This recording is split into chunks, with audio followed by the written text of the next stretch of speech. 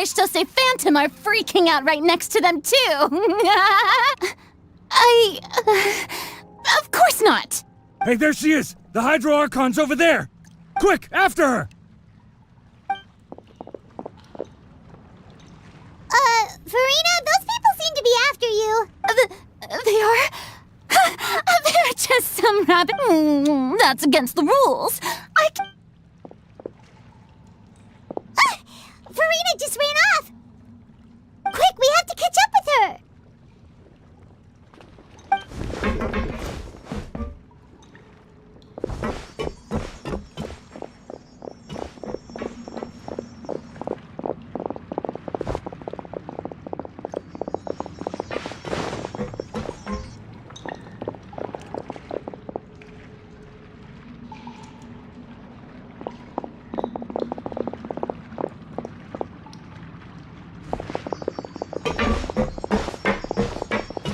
This should be the place, right? Hey, Farina!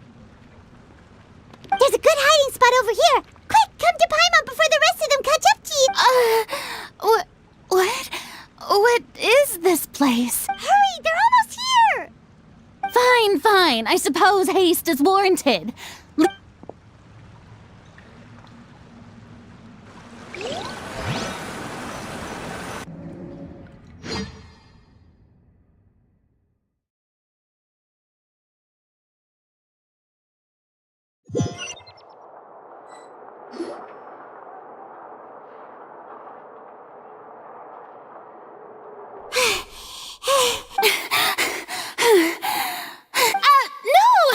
I merely gave in to the sheer enthusiasm they displayed. You're right. Yep, that's a good girl. What's happening? The ground's shaking. Is it an earthquake? Yeah, a quake of this kind preceded the flooding in Poisson, didn't it? It can't be. It's happening again. Well, there's no need to worry too much about that. Neuvillette made some emergency plans, so the evacuation should go a lot smoother this time. Yeah, I hope you're right. But the people of Poisson, they've already...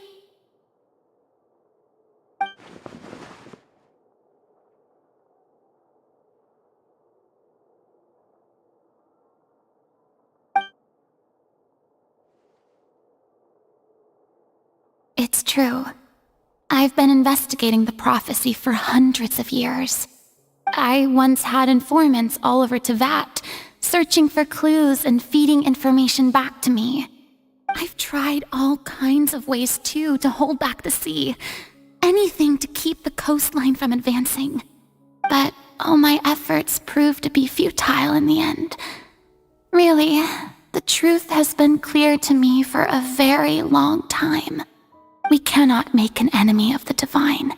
No matter what we do, the will of the heavenly principles will have its way, and the prophecy shall be fulfilled. Give up. I do love the sound of that phrase. Indeed, I've thought about giving up so many times, especially after we almost lost Poisson. Fate is really unreasonable, isn't it? It has no heart and obeys no rules. The prophecy has only just started to come true, and so many people have already lost their lives. But just now, it all became clear to me. I still don't have the right to come to terms with fate on behalf of everyone else. As long as the final moment hasn't come, it's still not too late. Don't worry. I will keep hope alive for everyone until the very end. Well, that's enough for now. I got the impulse to play the stricken maiden, but honestly, considering my rank and station, that wasn't a good fit at all. Don't take any of what I just said seriously. How could I possibly let Fontaine fall to the whims of trivial prophecy? Come on! Paimon could have sworn you were actually being honest just now.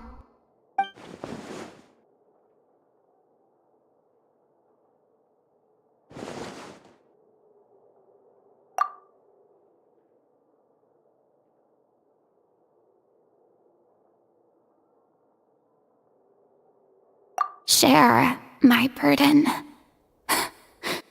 That's impossible. It was fated right from the start that this would be my duty alone.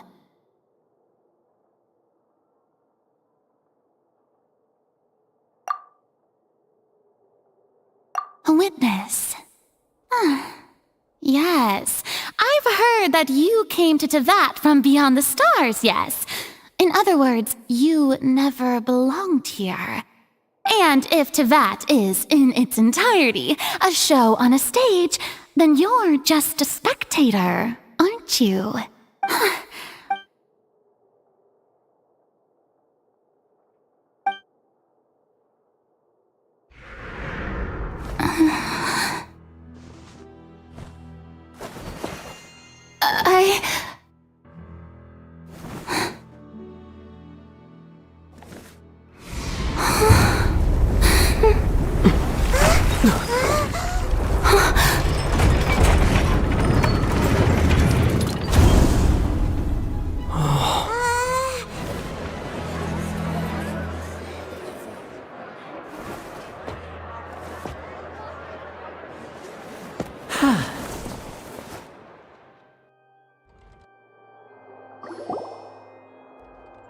Ladies and gentlemen, this concludes my opening performance. Now, without further ado, we may proceed to the trial of our god. So this is what it is. Yes, you deserve praise for the effort you took to raise the dramatic stakes. Do not forget, however, that I am Fosalor, the god of justice, the embodiment of justice itself. Does it not strike you as even the least bit absurd to bring the very concept of justice to trial? May I interpret these words as your refusal to stand trial? In that case, you will have the opportunity to defend your honor through a duel. You would draw your blade against a god? I see. It seems like you have made up your mind.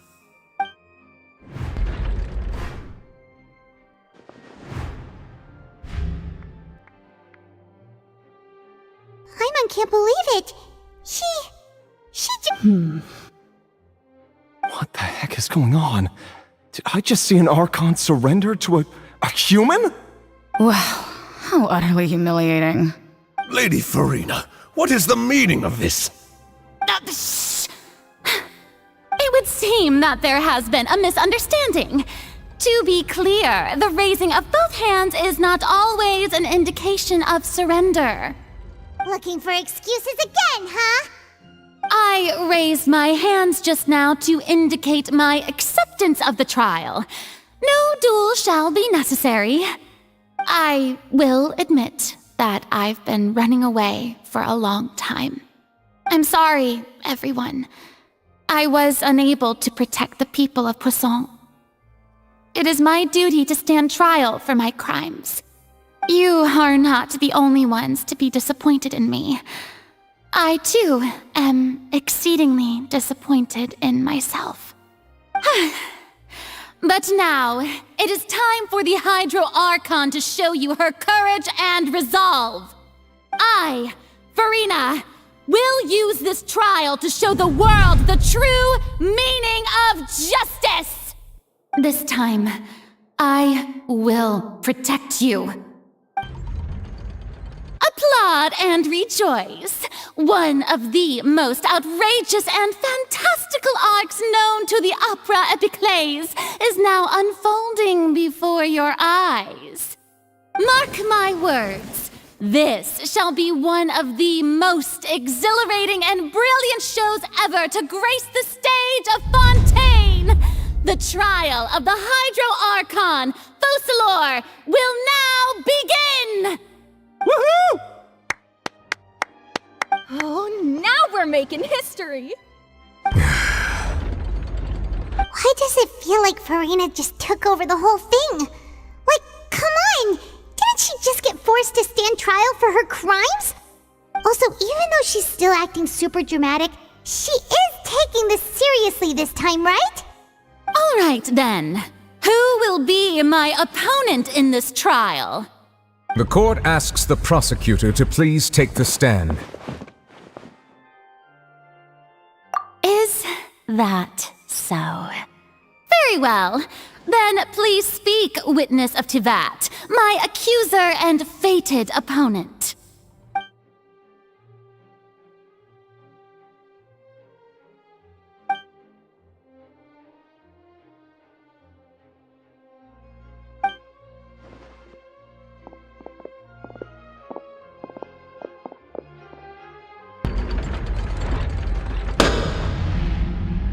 Also, please allow me to ask, as a final question before the trial begins. Just how much work did you do to force me onto this stage? Well, we did do a lot of prep after the meeting that day.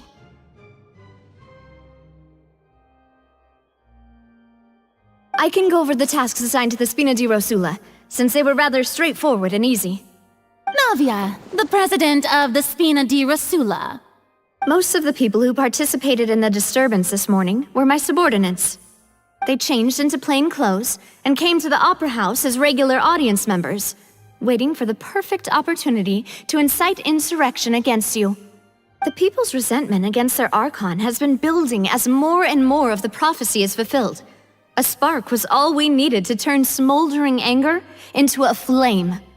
Moreover, according to our understanding and analysis of you, when something like that occurred, you would likely flee the scene and head to Poisson by yourself. So, we arranged for a second group to lie in wait there. So, you mean, the ones who scoured the settlement for me were also from the Spina? And their goal was to force you to step into the giant magic box so you may personally participate in the greatest magic That's right. That house was a magic box, rather than someone's residence.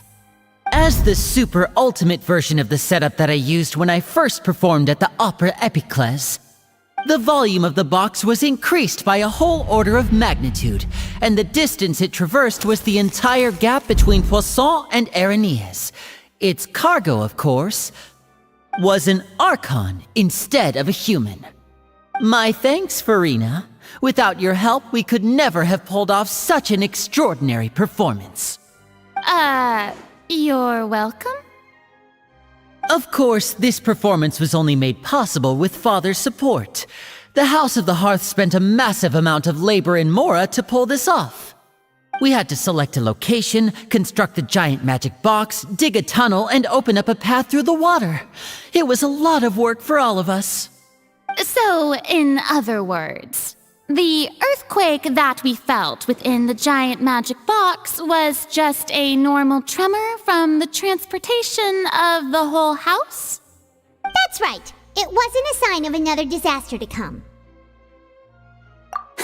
Then, I can guess Nervilette and Cloran's parts. You gathered a crowd, prepared a stage, and made sure that the champion duelist would be immediately ready for a fight. Also that as soon as I appeared on the stage, the trial may commence without a hitch. Am I right? Yes, that is correct. Well, Clorand, I must commend you for your courage. Only the most outstanding champion duelist in all of Fontaine would accept a duel with an Archon without flinching. Thank you. As for you, Traveler, I suppose your role was to keep me distracted with conversation once you found me in Poisson. You'd make sure that I didn't notice anything amiss before revealing yourself as my prosecutor once we'd arrived onto the stage. Oh?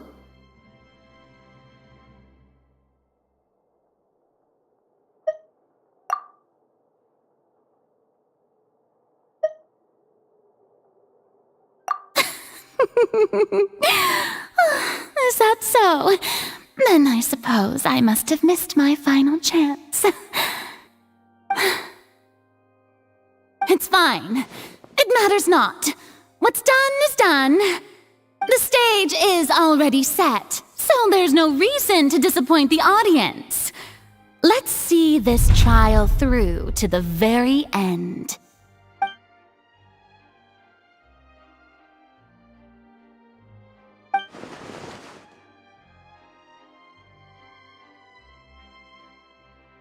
Sir Prosecutor, please allow me to pass this along.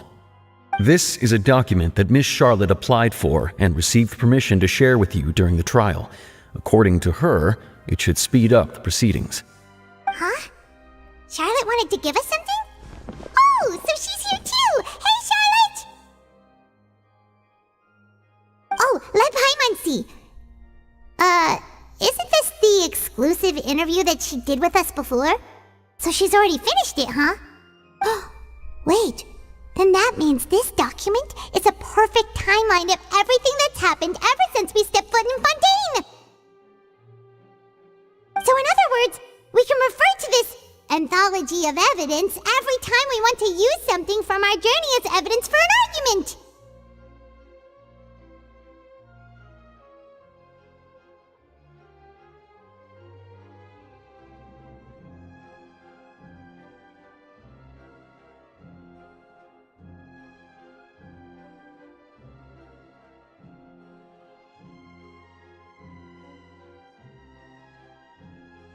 Let's quickly confirm the information in it.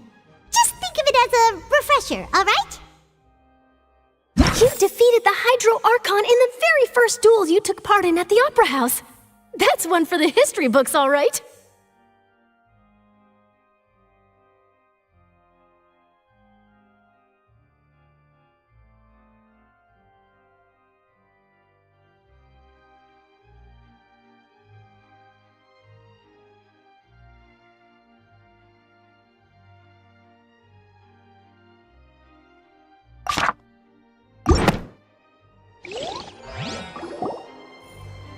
The prosecution and the defense are both in position. The trial shall now begin. Oh, come on, nervy. Just fast forward to the part where the prosecution lays out my offenses. As the defendant and the lead actress of this performance, I still haven't even been informed of my supposed guilt in all of this. Of course, it is only natural for humans to struggle to understand the actions of— That's true. But my charge here is unrelated to your conduct as an Archon. Instead, I would like to charge you as a fraud who's never been the Archon in the first place. Wait, what was that? Lady Farina's a fraud? Hey, I came here thinking that we were going to try the Hydro Archon for forsaking our duty, but did I hear that right? She's not our Archon at all? Charge accepted. Lady Farina, do you plead guilty to the charge? Lady Farina. I plead not guilty. How can I be guilty? There is no way that I, Focalor, otherwise known as Farina de Fontaine, a member of the Seven and the Regina of all waters, kindreds, peoples, and laws of Fontaine, could be anything other than your true Archon. Yeah, even though Lady Farina can be rather eccentric, isn't it going too far to doubt her very identity? Yeah, I've never questioned her identity either. Sure, Lady Farina can be super irresponsible, but what grounds does that prosecutor have to make such a huge claim? I have cause to believe that common sense will prevail in this case. Many of the members of the audience have known me as the Hydro Archon ever since they were born. There would be no fooling their memory. See? Even the Oratrice has decided to show me its favor. Are you sure you want to commit to a charge that, if you wish to drop the case, I can promise you as the God of Justice that you will not have to face trial for making a false accusation? We will treat everything that's happened as a dramatic spectacle and move on with our lives. What do you say to that? An argument with near impossible odds, huh? We have to not only refute Farina's claims, but also overturn the long-held beliefs of the people.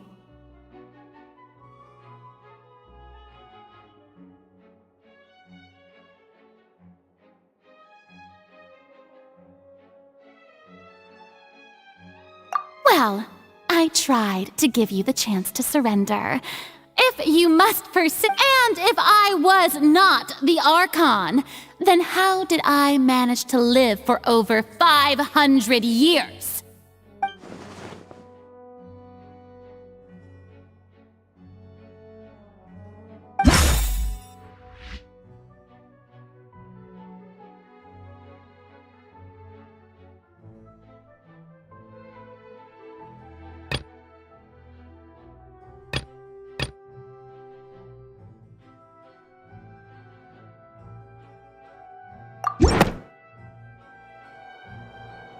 First of all, you may be a member of another long-lived race, which would allow you to naturally possess an extended lifespan.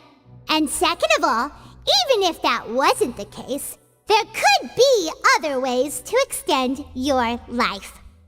Who gave you that idea? Was it the knave? You'd sink so low as to use a harbinger's words against me. A curse? I once thought it possible that the aura of an Archon might naturally resemble a type of curse. But in light of this claim, perhaps what I sensed was not your divinity, but a curse after all. Neverlet sensed it too, huh?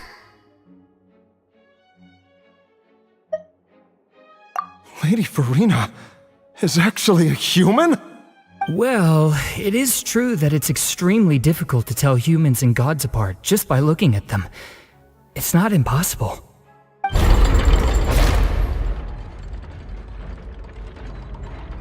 Well, don't start celebrating too early now. Even if I have been carrying a curse like you said, how does that prove that I am merely a human being? Besides, everyone knows that the main difference between a human and a god is the possession of authority. Gods can do what humans cannot. That's why they're worshipped as gods. For centuries, manifestations of my authority have served the nation of Fontaine. One need only to turn their eyes towards the Oratrice Mécanique d'Analyse Cardinal in this very opera house, or consider the indemnitium that is used in every aspect of life.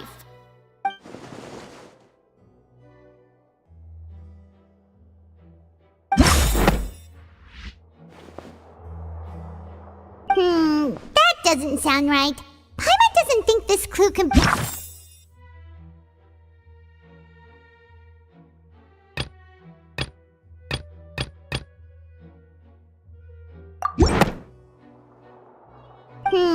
that doesn't...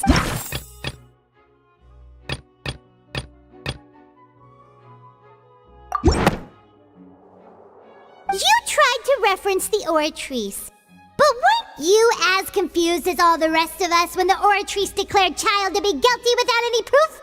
Otherwise, you should have come up with a good explanation for that by now. Didn't I make myself clear at the time? The decisions of the gods are naturally difficult for humans to comprehend. There is no need to provide an explanation. Lady Farina, I believe a reminder of your current circumstances is in order. While the court is in session, the principles of justice and the law must come before all else. While you are an Archon, you are also first and foremost the defendant in this trial. You will prove yourself unable to defend against the prosecution's charges if you continue to withhold vital information against the rules of the court. I never thought you'd use that kind of rhetoric against me. That was no trick of rhetoric, Lady Farina. I've merely reiterated the rules of the court. Rules that all should respect and follow. So, you neither knew why Child was declared guilty, nor did you understand the structure and operations of the Oratrice. Instead of having been created by you, the manifestations of authority you mentioned have been made by the real Hydro Archon, haven't they? The real Hydro Archon? Well, now you're really losing me.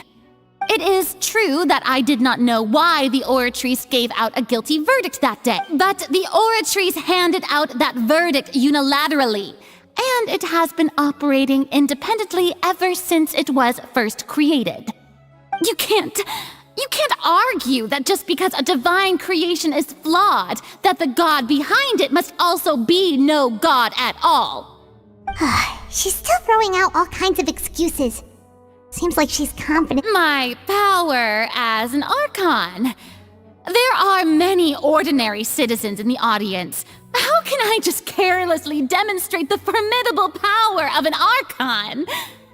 If that poses a concern, I'm prepared to extend my protection to the audience. You don't need to go that far. Aren't you the Hydro Archon? Or is it that you can't even— Indemnitium! Yes! It's all because of Indemnitium! All Archons derive their power from the faith of the people, and I've converted the people's faith in justice into Indemnitium. Thus did I give up all of my divine power to provide everyone with energy for their daily lives. Have you ever seen a more magnanimous god? Isn't that a huge stretch? Yeah, no matter how generous an Archon can be, how could they give up all their power? Can a god with no power even still be called a god? It seems like nobody's buying Furina's excuse. Hey, come now, everyone. Please don't stare at me as if I was a liar. I'm still the same Furina you knew, right? The one that you loved. Shouldn't you want to believe in me? Please? You've got to believe me. If what the prosecutor said is true, she really has committed a grave offense. Did she deceive all of us? And all of our parents and grandparents too? And then all of our ancestors? Ever since they were born? Enough! That's enough. Tell me then, if I'm not the real Hydro Archon, then who is? If you have no evidence of another Hydro Archon's existence, nor can you find anyone who can back up their claim to be such, then what grounds?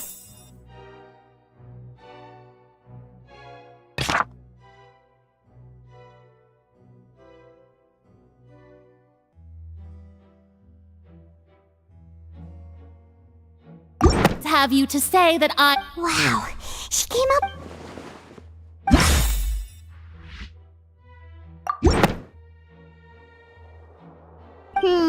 that doesn't—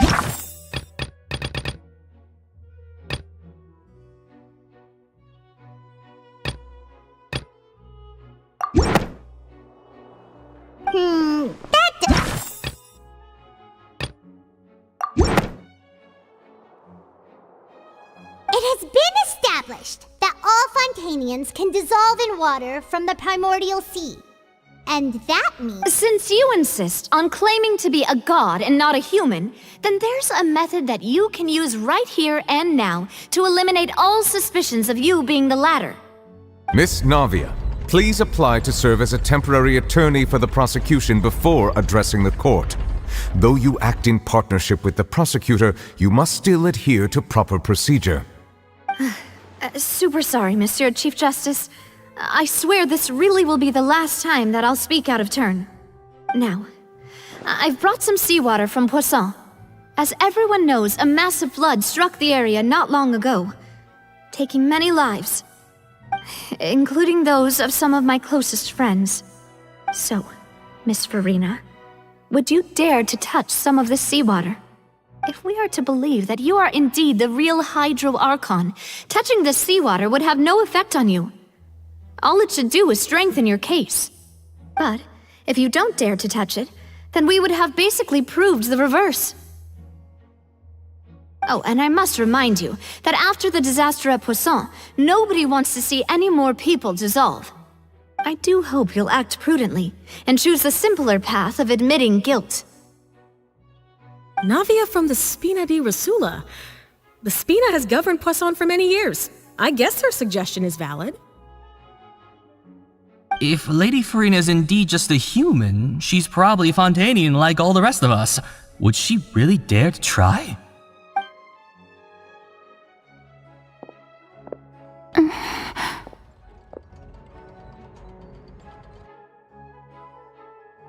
Lady Farina, this test has been unilaterally proposed by the prosecution. As it falls outside the realm of standard court proceedings, you possess the right to decline participation. Well, of course he had to tell her that. But refusing to participate is basically the same as a confession. She's just staring at the water without saying a single word. It really does seem like she... What's going on? Is she really planning to... that's not what we thought she would... Due to the inherent risk of the test, Lady Farina. Hey!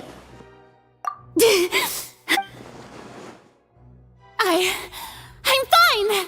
Look at me, everyone! My hand is still here! Will you believe me now?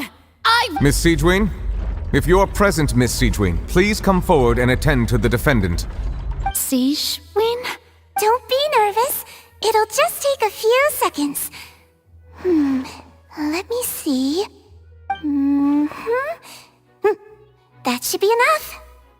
Please announce the results of your evaluation to the court, Miss Siegewin. As everyone doubtlessly saw, Miss Farina was displaying symptoms of hyperventilation and flushed skin. These indicate that she was experiencing the adverse effects of exposure to primordial seawater.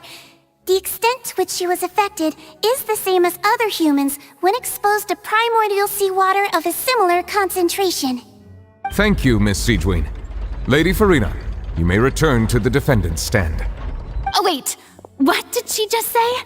I didn't get dissolved! Shouldn't that be enough to prove my innocence? Well, considering your tendency to run from your problems, we did originally prepare a direct sample of the seawater around Poisson. However, after extensive discussion, we exchanged it for a sample that is not concentrated enough to dissolve an actual human. After all, on the off chance that something entirely unexpected might occur, we don't want anyone else to lose their life to the sea. Yeah, so out of regard for Farina's life, you secured a low-concentration sample and asked the head nurse to serve as an expert witness.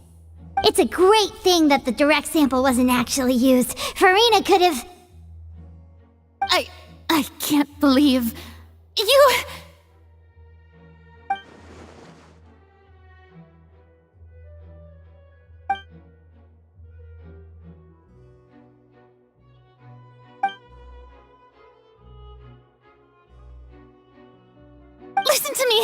Listen to me, everyone! Please don't give me such cold and disdainful looks! What happened just now didn't prove a single thing! Think about it! How can you conclusively prove that an Archon can't also be affected by the primordial seawater? Also, if I was really just a human, why would I dare to just put my hand in that kind of water?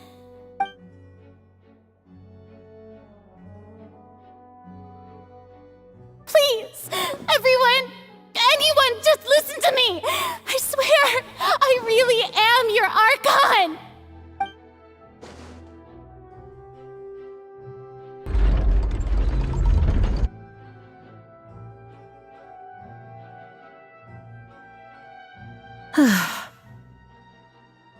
I don't think anything she says at this point will sway anyone. The odds are just too stacked against her now. With all the things that have been said, Paimon doesn't think there's any way left for Farina to win. I believe the time for arguments and presentation of evidence has come to an end. If there are no objections, we will move on to the final judgment.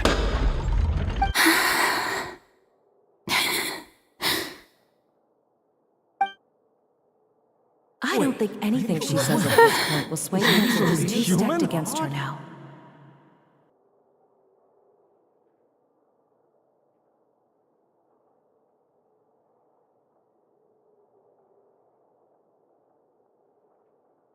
In my capacity as Chief Justice, I shall now render judgment on Farina's misrepresentation of herself as the Archon of Fontaine.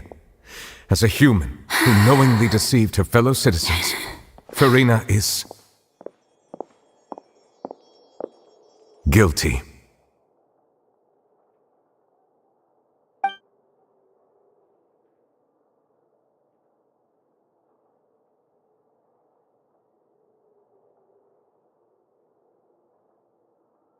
shall now turn to the Oratrice Mécanique d'Analyse Cardinale to render the final verdict on the charges.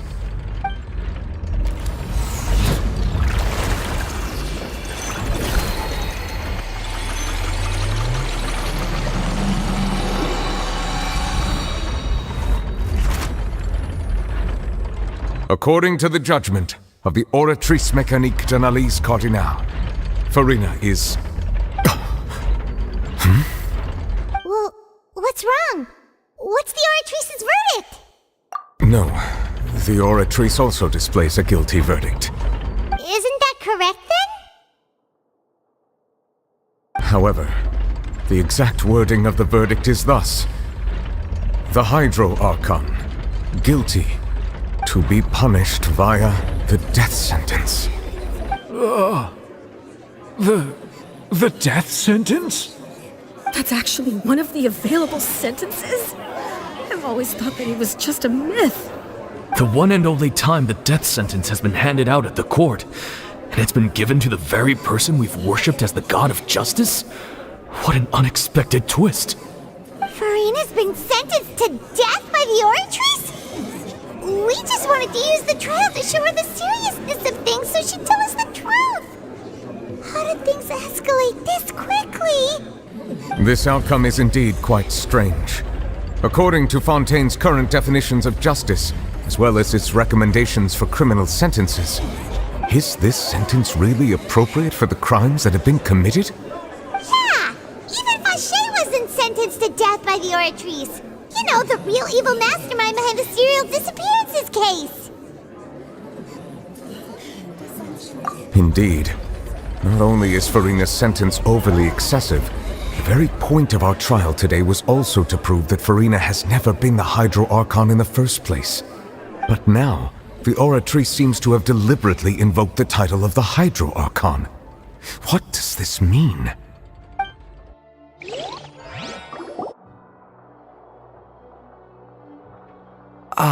Excuse me, if I may interrupt. Is the trial still going? Fremine! You finally made it. I assume this means you've completed your mission? Mm-hmm. Any mission Father assigns to me will always be top priority.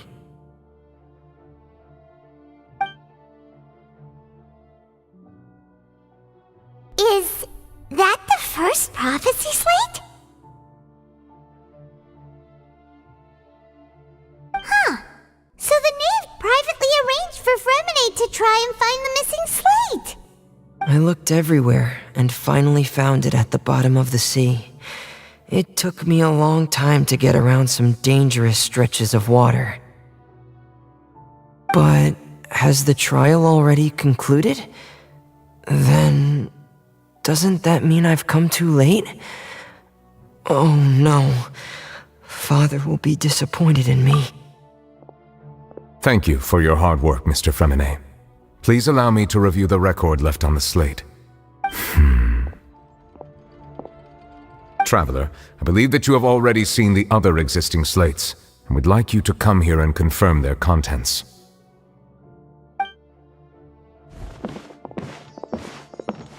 Huh? So what do you see? What is it? I believe I have now made sense of the Hydro Archon's crime. It has to do with Fontaine's lost history. Huh? Isn't the Hydro Archon just guilty of deceiving her people? Oh, wait, no, that's Farina, and we've already proven that she's not the Hydro Archon. So when you say Hydro Archon, do you mean the real Hydro Archon we've been kinda talking about? In truth, everything that you've encountered in Fontaine up until this point can be traced back to the contents of these stone slates. However, I'm uncertain as to how much sense they currently make to you. Okay, let's try to recall the contents of the other 3 stone slates. Paimon will do her best to help you remember.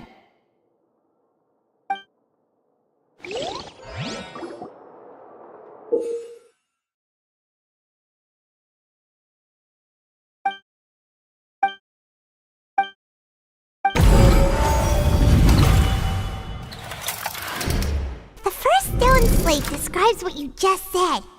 Does that mean that Fontanians are transformed Oceanids? The second stone slate shows Celestia floating in the sky and the Hydro Archon and her people worshipping it together.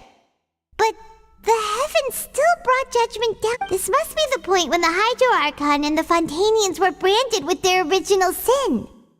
Does this mean that the original sin and the Hydro Archon sin are the same thing? The third slate shows the Hydro Archon sinking into the sea surrounded by many people. Well, the fourth slate is the prophecy the Fontanians have been talking about. People dissolving into the sea, the Hydro Archon crying on her throne, and so on. We didn't believe that such a crazy disaster could happen at first, did we? But after that incident, it was just a question of when and not if.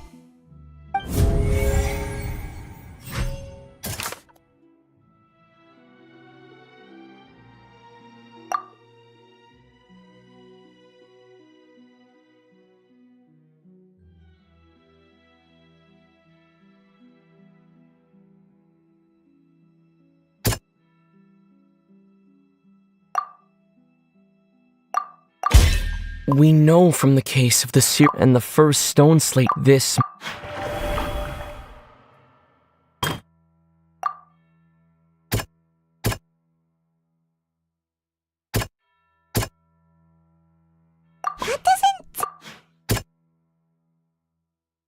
That doesn't sound quite. That doesn't.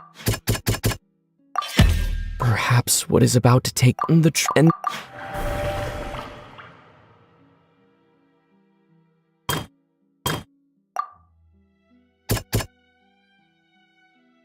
That doesn't sound. It's not as simple as falling into the sea. When Navia fell in the.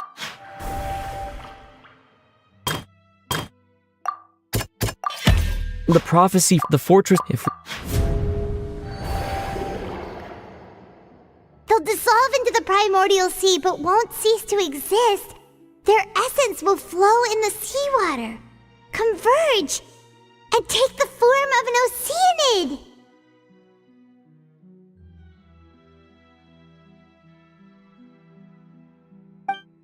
The Hydro Archon was sentenced to death in court, shocking everyone present. Perhaps this means that her sin was actually Fontaine's original. Navia fell into the water inside those ruins, and she nearly dissolved. She was surrounded by the people of Poisson in a court within her consciousness, and was forced to take part in a trial meant to make her stay.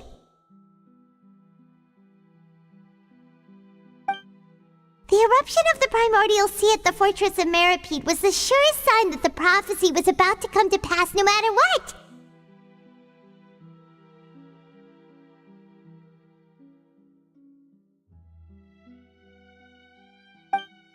The stone slate's content can all be verified by recent events. If we combine what we know together, loads of truths should come to light.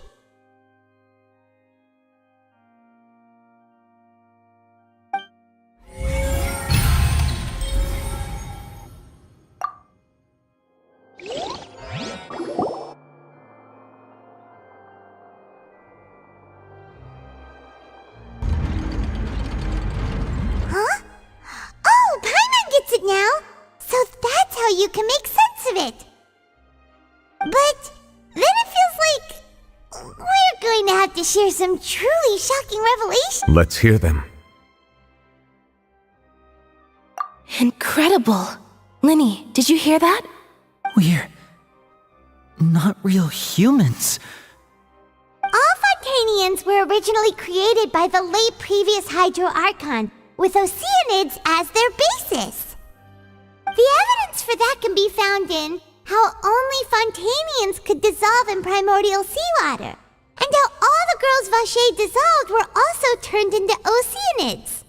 Oh, and according to Navia, when she was about to get dissolved, she also saw everyone gathered around for a trial, all of them in the shape of Oceanids. Indeed. Yeah, and it follows from the content her slate that she probably angered Celestia by creating humans without prior permission. That could also explain why the Oratrice judged the Hydro Archon to be guilty. It's to account for that ancient sin. The Hydro Archon's true sin was creating us? And yet, after many hundreds of years, the Hydro Archon's creations have turned around to try to judge. Yeah! Isn't the image here just like when Navia fell into the sea? So wouldn't it be trying to show the image of the Hydro Archon also falling into the sea? In the end, the people will all be dissolved into the waters, and only the Hydro Archon will remain weeping on her throne. Only then will the sins of the people of Fontaine be washed away. Did Paimon get all that right? You've made some keen deductions. I must say, given how much you still don't know, it is impressive that you've already managed to connect so many pieces of the truth. However, while you were able to decode all the information on the slates, they've also been etched with an additional layer of hidden information using a different power source. When we were at the ruins, I tried to decipher the hidden information recorded in the slates. But since we only had 3 slates at the time, I was unable to come to a full conclusion. Now that the slate collection is complete, I shall make another attempt to decipher the narrative recorded within. If everything goes well, we should finally be informed of the unadulterated truth.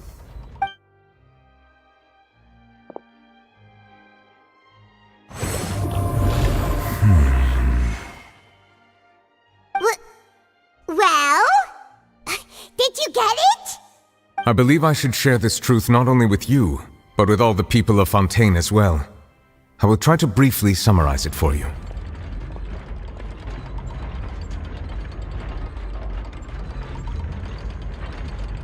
Your hypotheses regarding the origin of Fontainians and the sin of the Hydro Archon were both correct. In the Fontaine of old, the previous Hydro Archon sensed the yearning of her Oceanid familiars for life on land.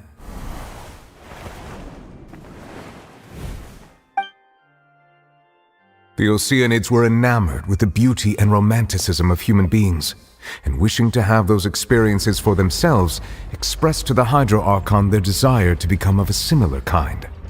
However, even though water as an element is intricately linked with the power of life, the Hydro Archon, as one of the 7, did not possess the authority to create a new form of human life. Not one to give in, she eventually found a way to create permanent humanoid bodies for her familiars by appropriating the power of this planet's primordial sea. She poured primordial seawater into the Oceanids' blood vessels, creating humanoid mimics in the process. But if Fontainians were to ever come into direct contact with water from the primordial sea, the power within their bodies would escape these artificial restraints and return to the sea. As a result, their forms would collapse, and they would be reverted to their original forms as Oceanids. Of course, the Hydro Archon never received permission from the heavenly principles to create a new human race. And thus, the Hydro Archon and all of her creations came to shoulder the original sin of appropriating the power of the primordial sea. That is the true history of how the people of Fontaine first came into being. So we were all Oceanids before we turned into human beings? That's way too much information for me. I think I'm just going to pretend that I never heard a single thing. Wait, but if that's the truth, we can't let the Hydro Archon be sentenced to death. After all, her only sin was creating us. This really might be too much information for your regular Fontainian, but it does answer a lot of our questions. Alas, your hypothesis regarding the 3rd and 4th stone slates was inaccurate. The slates, a key point of the visual on the 3rd, they have not been dissolved, which implies that the water depicted in this slate is not water from the primordial sea. The nation of Fontaine is the nation of Hydro, as well as the nation of trials and justice. Instead of being the literal element, the water in the scene symbolizes judgment and justice. You may also recall Navia's experience. When she fell into the sea, her consciousness was surrounded by that of many others who intended to hold a trial to determine her fate. Therefore, The meaning of the third slate is that the people of Fontaine shall try the Hydro Archon at the court of justice. Yes, I think I'm following now. So, what you're saying is, even though we decided to put on this trial to avoid fulfilling the prophecy, in truth, everything we've done has happened exactly as the prophecy foretold. So now, it seems, we're the ones making sure it comes true. What should we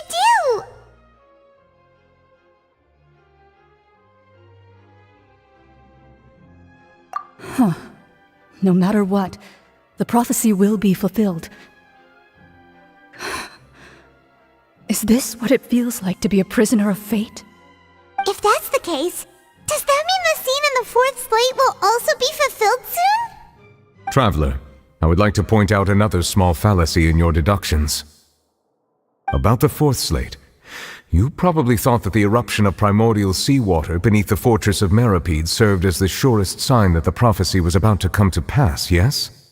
However, I believe that rather than being a sure sign, that eruption could in fact only be a small warning of something far worse to come.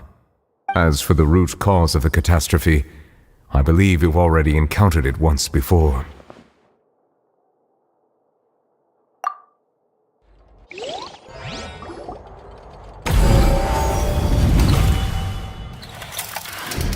This eruption was just a small warning of the things to come.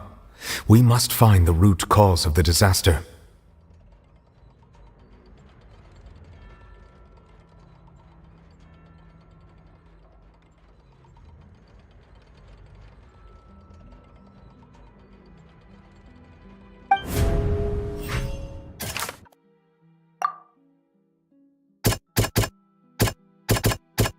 That doesn't sound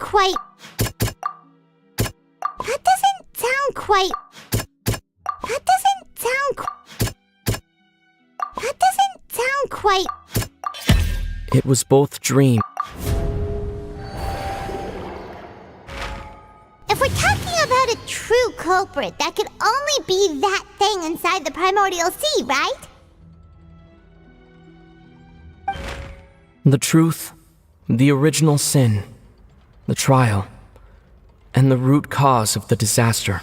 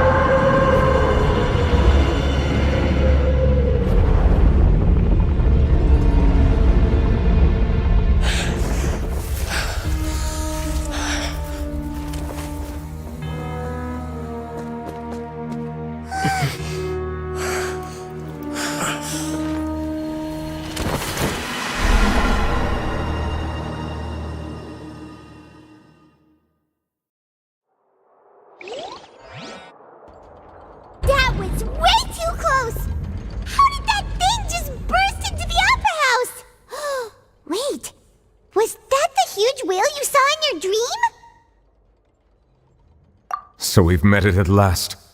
I understand very well why it has chosen to make an appearance here. That whale does not belong to Tevat.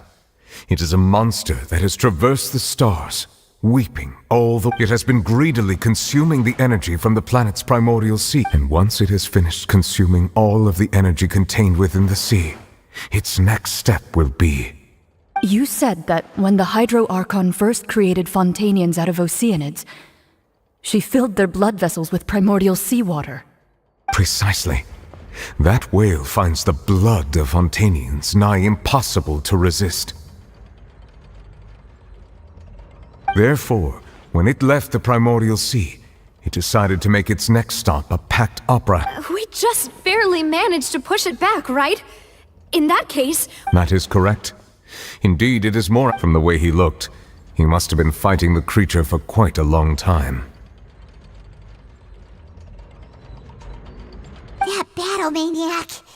We've always known that he had a special connection with that whale, but we definitely didn't expect it to help us out like this. Anyway, now that we know that this whale is the actual cause of the disaster recorded in the prophecy, all we need to do to stop the prophecy would be to find a way to beat it up, right? It is too late.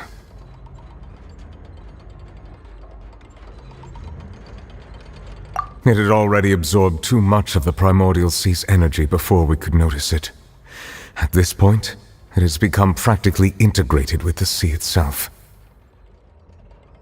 Even if the entirety of Tevat were to be destroyed, it could still survive and swim off towards some other world. That's not something I will accept. We've already done everything we can, and we even found the true culprit. We've come so far. You can't just tell me that the last hurdle is some impossible foe. That's just not fair. Indeed, that's not how a grand performance should end. I'll fight it to the end, no matter what. So the prophecy will be fulfilled no matter what, huh?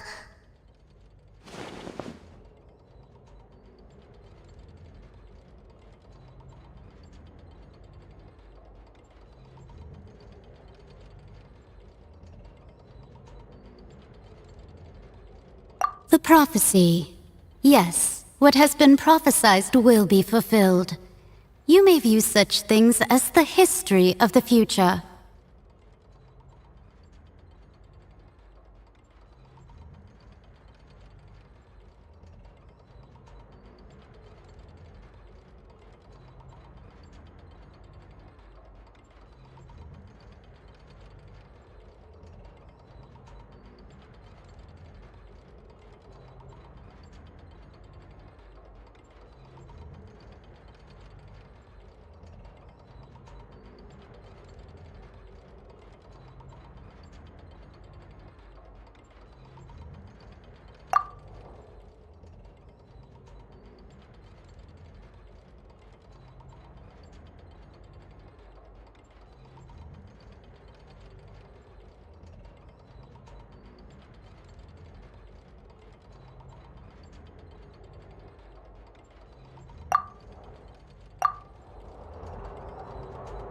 Just as...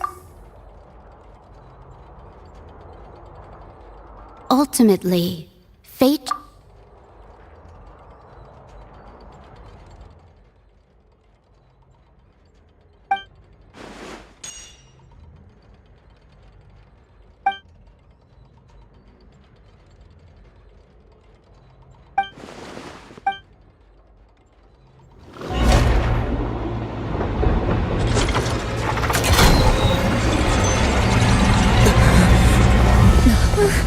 What's happening with the oratories? I believe it is preparing to carry out the death sentence.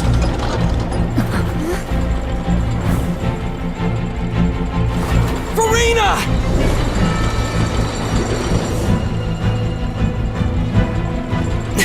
No, I still need answers.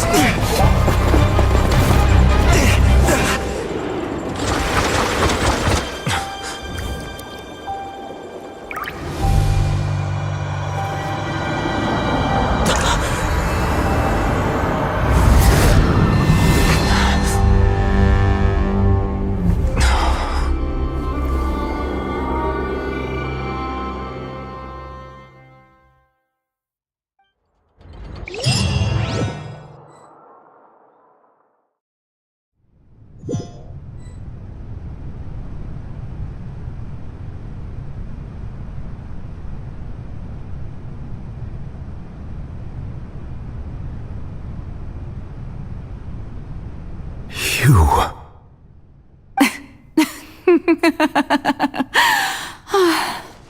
Sorry. That shocked expression on your face is just too amusing.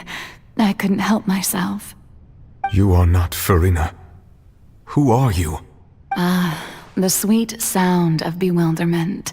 Marvelous. A sure sign that my attempt to deceive everyone was a resounding success. But to answer your question, I am Focalor. You know, the god. Focalor? Why did you deceive us? Oh, that wasn't my goal, of course. Goodness, no. But I had to fool everyone else too, if I was to stand any chance of deceiving the heavenly principles. Deceiving the heavenly principles? It's all because of that pernicious prophecy. Dreadful, wasn't it? Everyone doomed to dissolve. Fontaine condemned to be flooded. One was not amused. In fact, one was positively bemused when that problem was thrust upon me by my dearest predecessor. That's the former Hydro Archon Egeria for the uninitiated. It hardly gets more disastrous than a preordained national catastrophe, now does it? She knew full well that the prophecy would surely come to pass. And as one of the seven, she also knew full well that one defies the heavenly principles at one's peril. So yes, as you have no doubt surmised, it was a rather impossible situation that I found myself in.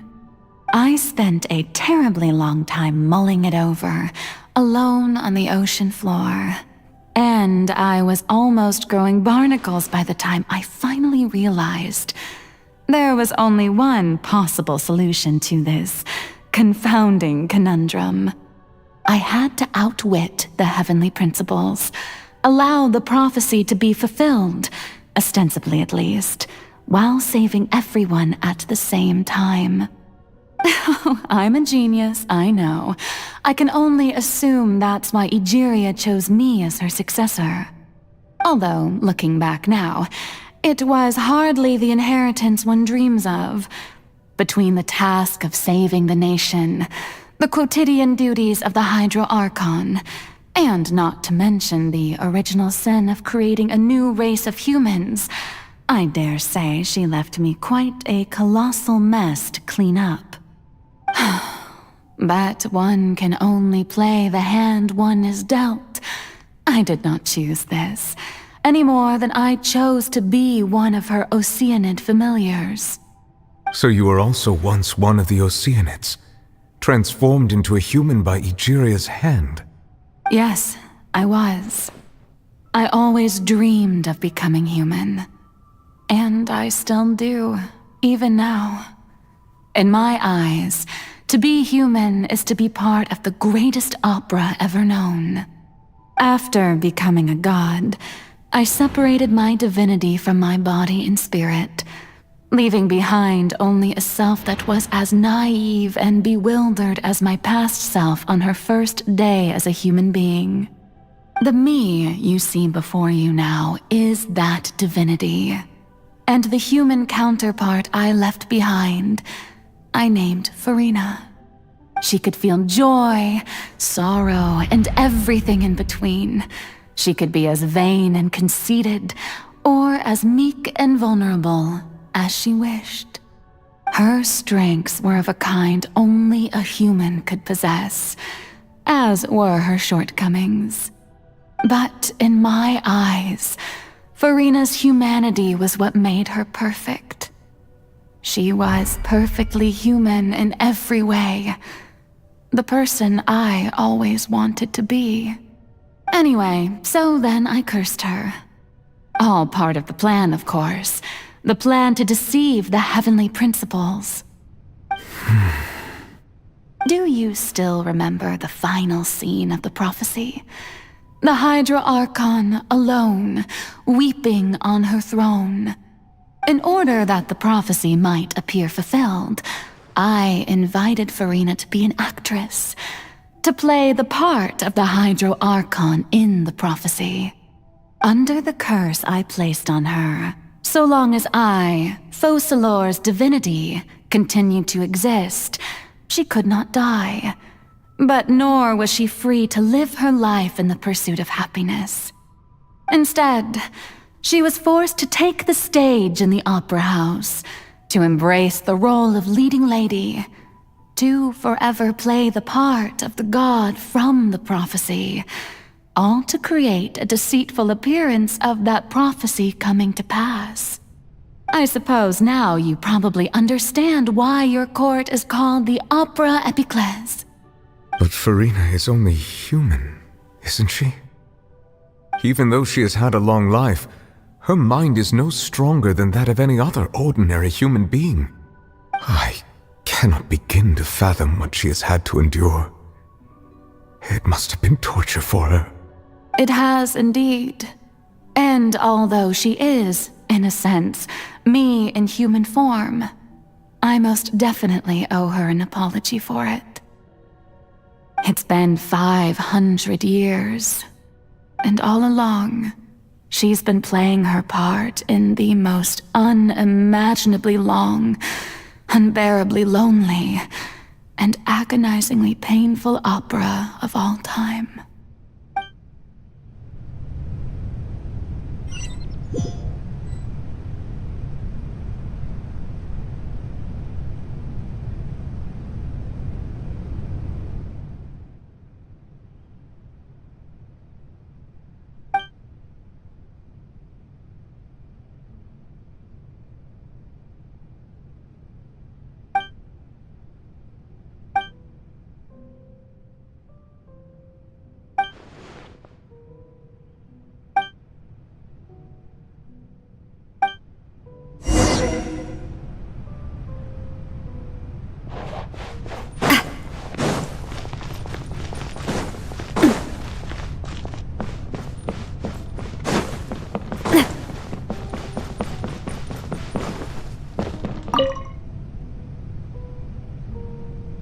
Oh, who permitted you to come onto the stage?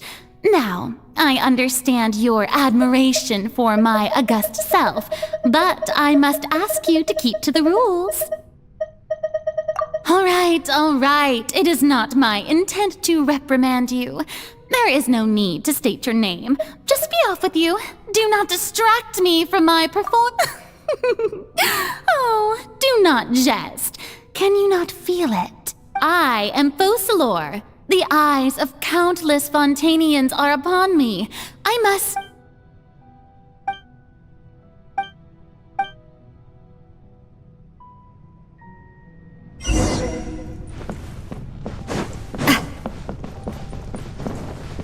Dear audience, the performance is experiencing a technical difficulty, but worry not. The guards shall resolve it soon.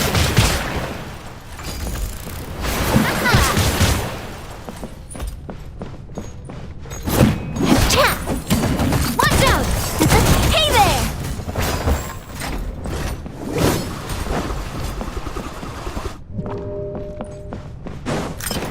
Coming at ya!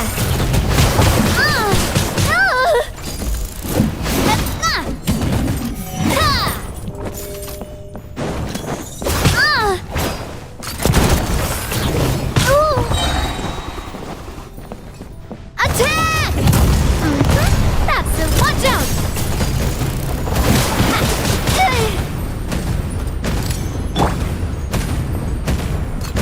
Don't blink!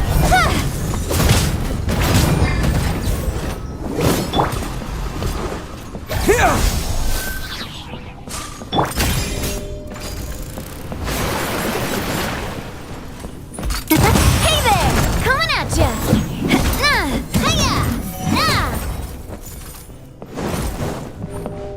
Hey, what gives? The audience is still watching me, you know. Guards? Wait, where are the guards? Guards!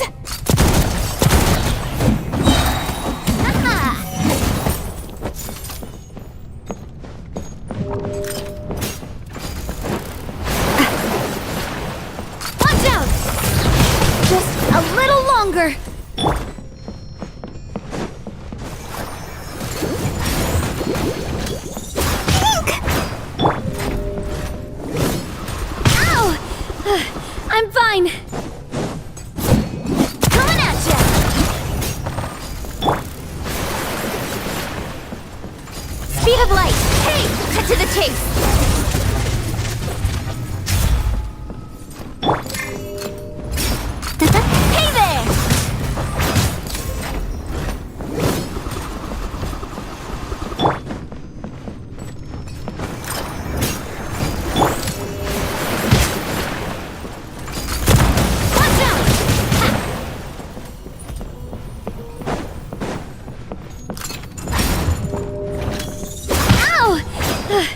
I'm fine. Where'd that come from? Coming at ya! Coming at ya! Hiya! Ha! Hey there! Ha-ha! Hey there!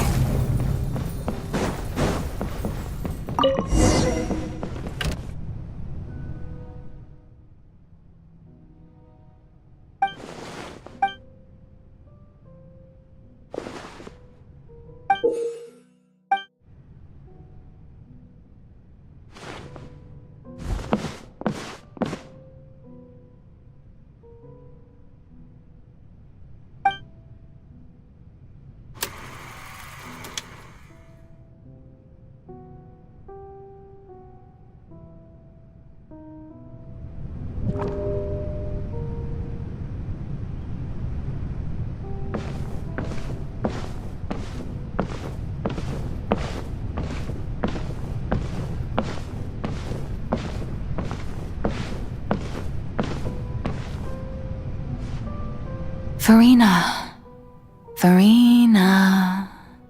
Huh? Who's that? Who's calling me? Where? Be not nervous. Be not afraid. I am before you. Wait a moment. You're mirror me? How can this be? Mirror you, huh? You know what? That's not bad. Let's go with that.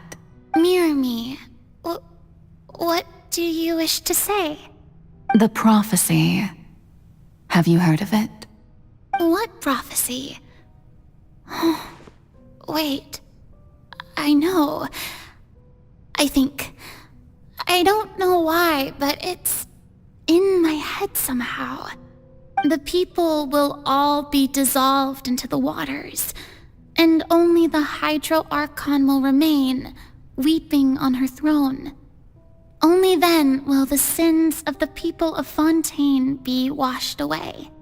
Oh, very good. You know it well. What's going on? I can't seem to remember anything clearly. The only thing I know for sure is this prophecy. Will it really come to pass? Yes, it will. And that is why I've come to you. Disaster will come to Fontaine sooner or later. Things will develop just as the prophecy declared. There is no escaping it. But doesn't that mean everyone will die? I'm a Fontainian just like them. Will I dissolve too? Oh, don't worry. Magical meetings exist in this world precisely to give people a chance to turn things around. It is the reason why you met me today. I will tell you how to save everyone, but you may have to suffer somewhat. Oh, so there's still hope after all. Goodness, you frightened me. You spoke so much and with so much certainty. As for the suffering, well, I will admit that the first thing that came to mind was, why do I have to be the one to suffer? But if the prophecy will come true, I'll also die anyway, right? So if I've already met you as my magical meeting in this world, if there were scales, with all the people of Fontaine on one side and my pain on the other, is it not obvious where the scales should tilt? You truly are the perfect human, my ideal. I suppose this would also be the justice that belongs to you. Huh? Don't worry, it's nothing. Listen well. Fontaine has just lost its Hydro Archon.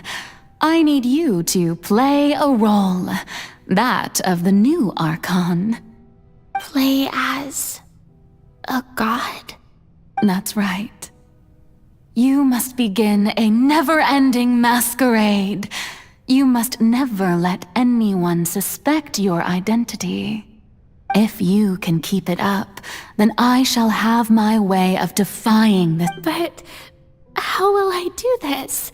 A human assuming the role of a god without being exposed. Don't worry. What you must do is not to turn yourself into a real god. You simply need to play the role of a god as humans imagine them to be. Being a human yourself, I'm sure you already know what such an entity would be like. Remember, your true challenge will not be pursuing divinity, but contending against humanity. I'm still not sure I understand, but I'll try. I'll try to do this.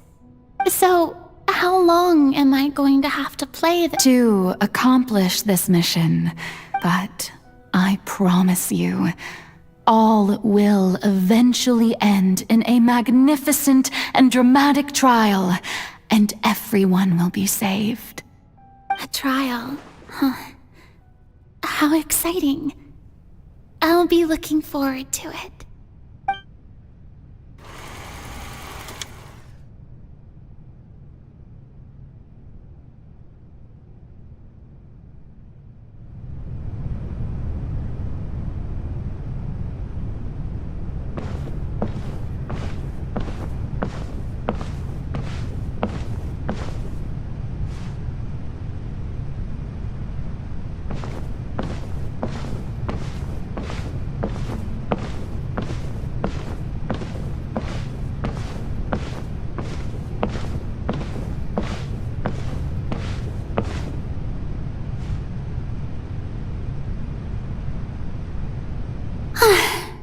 The Maison Cardinalise has announced my accession, but this is my first time facing the people.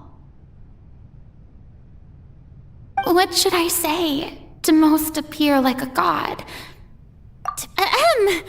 Ladies and gentlemen, good evening, and welcome to the Opera Epiclese. I'm sure you've all heard about how I have taken on the role of Hydro Archon. Indeed, I am Verena de Fontaine, your new Archon. In truth, I know little about becoming a nation's new god, but it will be my honor to guide you all. As the god Focalor, the god of justice, I shall do all within my power to lead you into an age of fairness and justice. Once again, thank you all for coming. If you should have any questions or suggestions, please send them to the Maison Cardinalise. The future of Fontaine will require us to work together, after all. This should do it. I thought I might stammer, but thankfully, I was able to convey my thoughts just fine. Okay, and next. That's the new Hydro Archon. Is this some kind of joke by the Maison? I would have thought that a being that surpasses humanity would be a bit more assertive. Hey, did you hear that? She even told us to send her suggestions there at the end. Shouldn't gods be all-powerful? She's being so modest. What's the difference between her and an ordinary person, then? If you ask me, perhaps the succession didn't actually happen. She might just be a Maison-backed puppet. Wait, what's going on? Why is everyone suspecting me of being a fake? Oh, this is bad. If I get exposed here, there'll be no saving the people from the prophecy. Right. Mirmi said that I just need to play the role of a god as humans imagine them to be.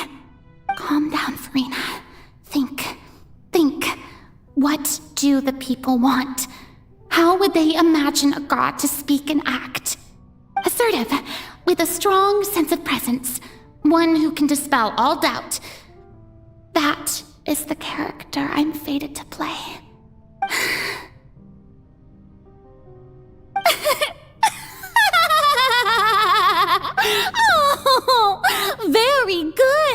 my people.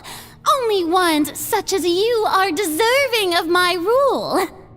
Now, I was wondering if some weak puppet were to one day come onto the stage and claim ownership of this opera house, would the children of Fontaine follow them? Well, it seems that you would all see right through them. Having passed my test, you are qualified to witness wondrous trials alongside my august self, here in this opera house. You may consider my previous act a door gift of sorts. I thought it was a debut that suited the atmosphere. Now then, let us be reintroduced. Ah, so that was just a performance. How could I have forgotten that we were inside an opera house? Her personality. It's quite shocking, to be honest, but I suppose it's a better look than before. Such a fascinating and bold deity. How wonderful!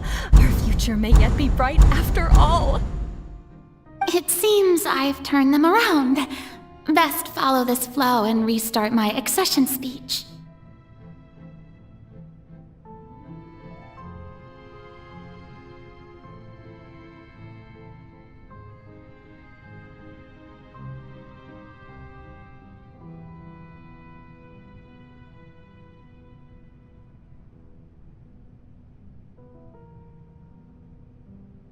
My dear people, whether you acknowledge me or not, whether you trust me or nay, I say to you, keep faith in your ardor for justice.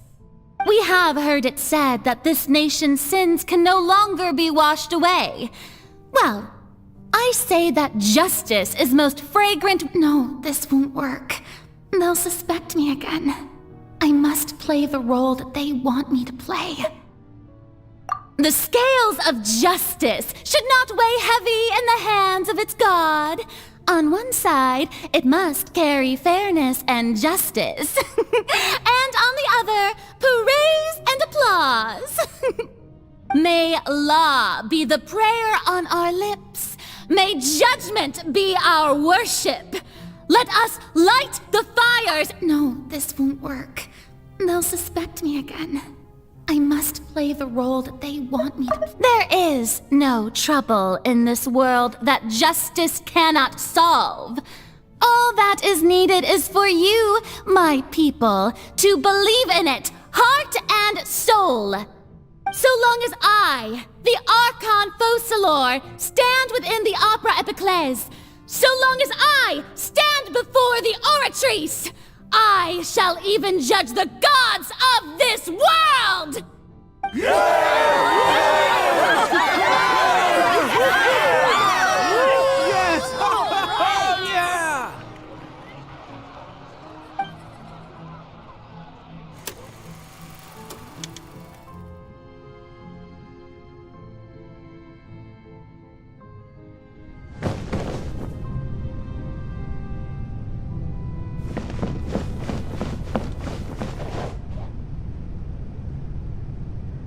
Lady Farina, here are today's case reports, as well as a summary of the follow-up for your perusal.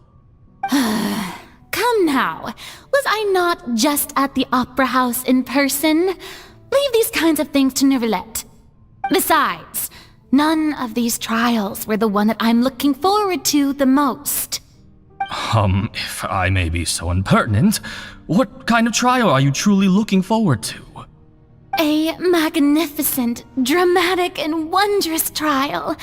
A trial to end all things. How could you hope to understand?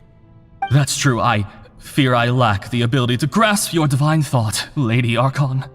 No need for fright, and do not take what I said before too seriously. Go now, do your duties. The trial I await. It will come one day.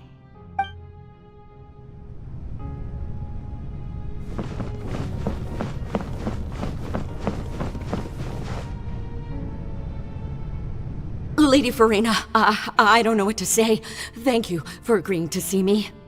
No need to thank me. Or rather, thank your own sense of perseverance instead. Long have you stood in line to meet me, have you not? Oh, I'm afraid that's just an inevitable consequence of my divine charm. All right, Deoteria, is it? How is your son's illness? You remembered me, and you knew of my family, too. He is doing much better now. In fact, he is far more of an ardent believer than I. He was the one who forced me to seek an audience with you, and to bring your words back to him. Oh, good. Very good. If this should happen again in the future, please do not hesitate to come and tell me. Going down to citizens' homes every so often, while not usual practice, should serve as a fine change of pace. Ah, you're such a gentle and wise god. Thank you once again, on behalf of my son.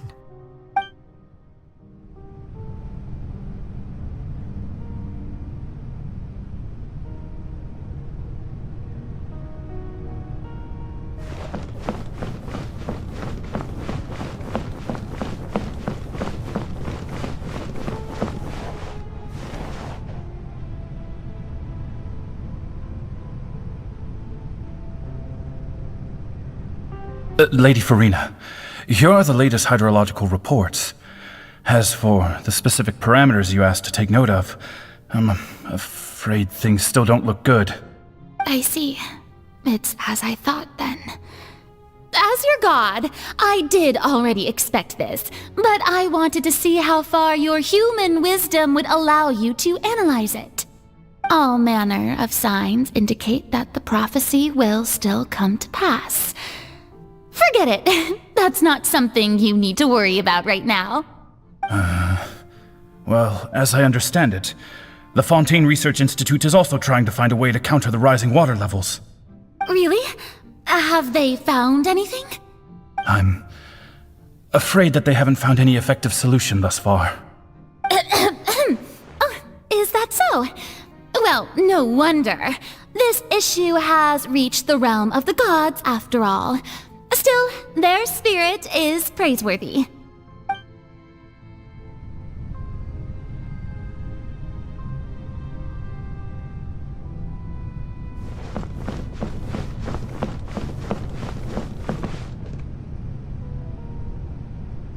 The day is finally over. I haven't had a moment to breathe this whole time. But it's good to see that everything's getting on track. There are no longer any voices of suspicion. Maybe this is fine.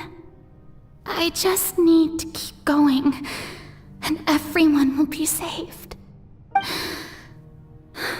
All right, Farina, don't think too hard about this. You need rest. Tomorrow's a new day.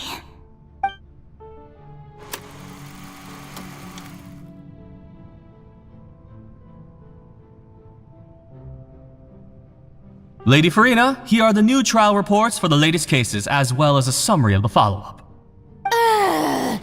There'll be no need for that. I've seen them already. There's no need to go back over scenes I've witnessed in person before. Lady Farina, I've waited so long for this chance to see you in this manner.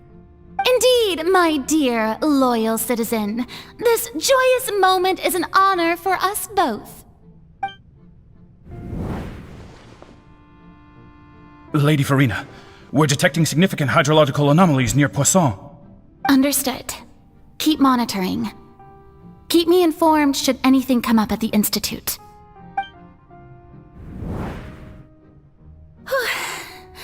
I don't think I let anything slip today.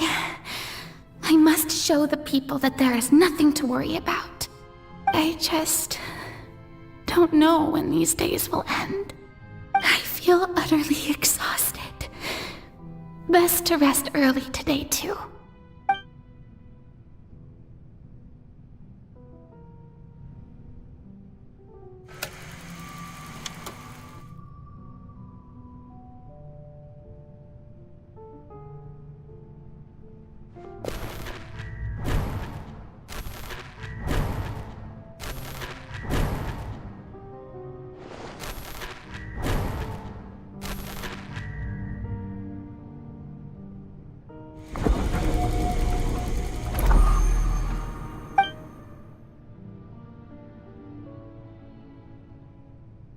Lady Farina, it's like a dream being able to speak with you up close like this.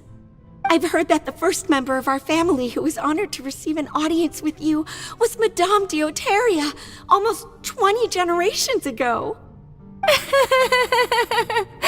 And what a fine family yours is indeed. It brings me great joy to meet such a faithful believer, a descendant of a line most ardent. Surely you exaggerate, Lady Farina. My lady? What is it, good citizen? Oh, are you crying?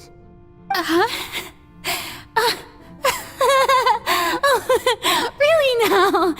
I didn't even notice. This must be the overflow of hydro from my person. Well, can't quite help being the god whose dominion is the waters, can I? No wonder. No wonder. A manifestation of your power, then. Oh, Archon, I am honored to have witnessed it. Honored indeed.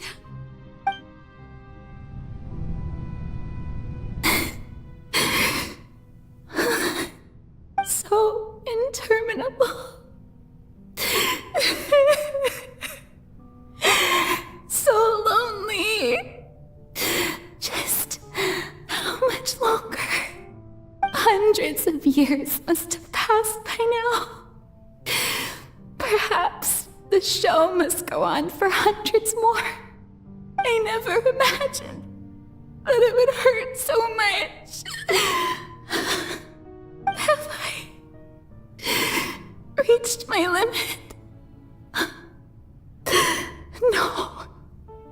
Perhaps I reached it long ago. Today I didn't even notice my own tears. I want to tell someone, anyone, about this. But would that not destroy all I've done so far? I've conducted so many investigations across the centuries, but there's not even a sliver of hope that we might break the prophecy. All I can do is keep heart. I must maintain this act. It is the only way to save Fontaine. Please, mirror me. You have to succeed.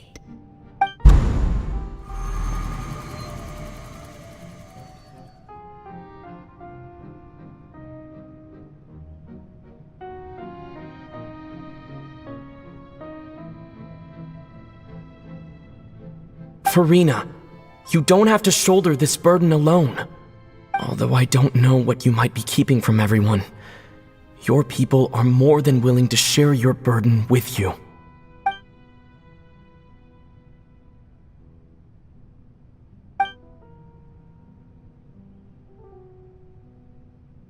Share my burden. That's impossible. It was fated right from the start that this would be my duty alone. But even if your burden doesn't need to be shared, you can still choose to confide in someone.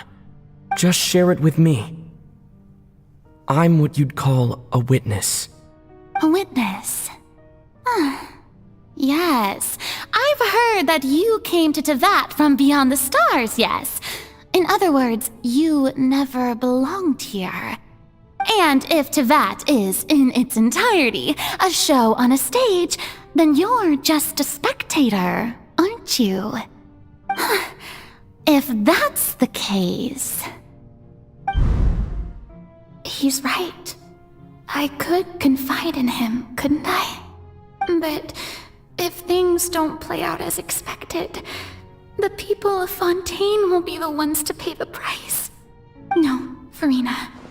You shouldn't be selfish. But what if it's really all right?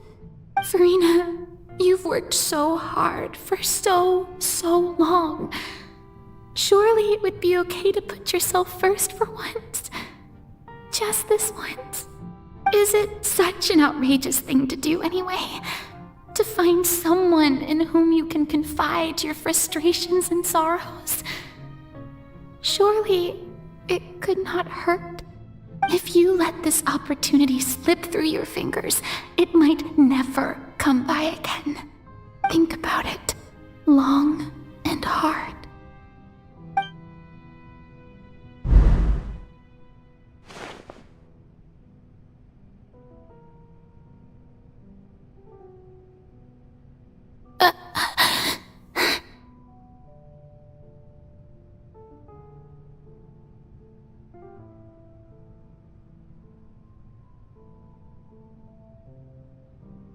No, I have nothing to say. I am Farina, the Archon of Fontaine. Everything will surely get better.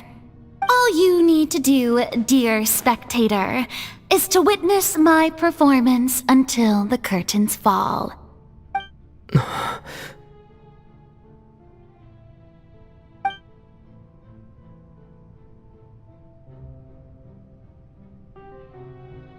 Fine.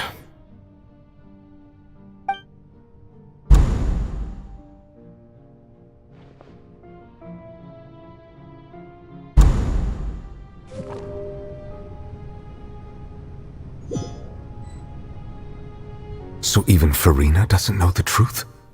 You've never once let her in on the full plan? Yes, it had to be done. To deceive the heavenly principles, you must first deceive yourself. She did very well. If she had let her resolve falter even once in these 5 centuries, Fontaine would have been doomed to the most tragic fate. It seems that trusting humanity was the right decision after all. I believe that I understand how your deception works, but that is only half the truth, is it not? How would you build on this foundation to save the people of Fontaine? That is the most important thing. Ah, good. Of course, the Iudex of Fontaine has pinpointed the crux of the issue.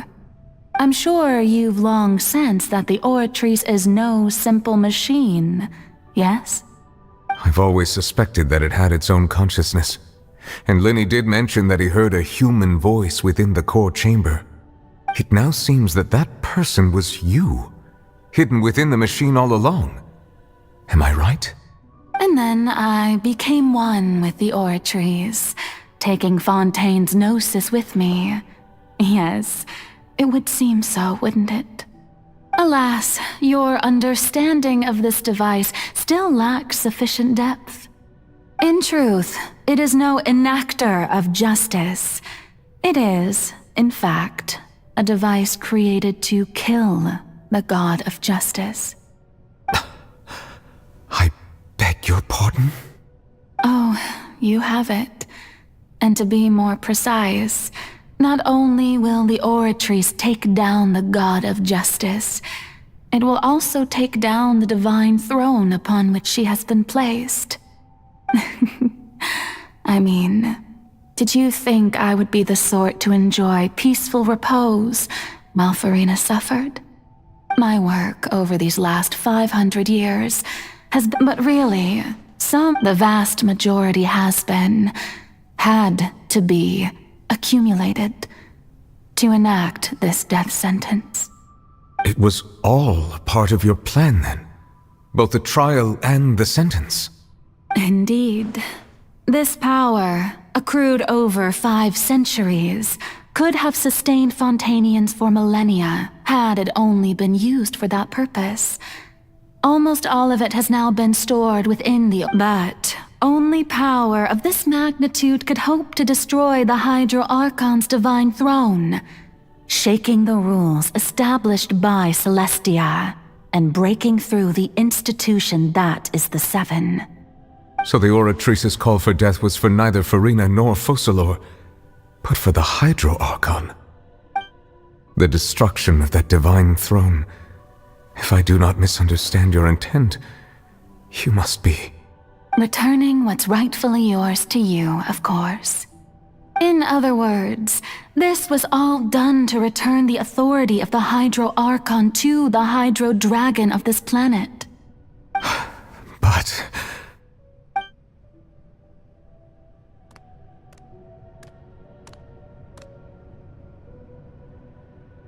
Oh, what? Getting sad again, are we? The authority of the ancient dragons shall soon be yours once more. all you've done throughout the years is just so you can sacrifice yourself at the very end. I've never quite seen it that way, you know. Even now, I'm quite pleased at how well my deception worked.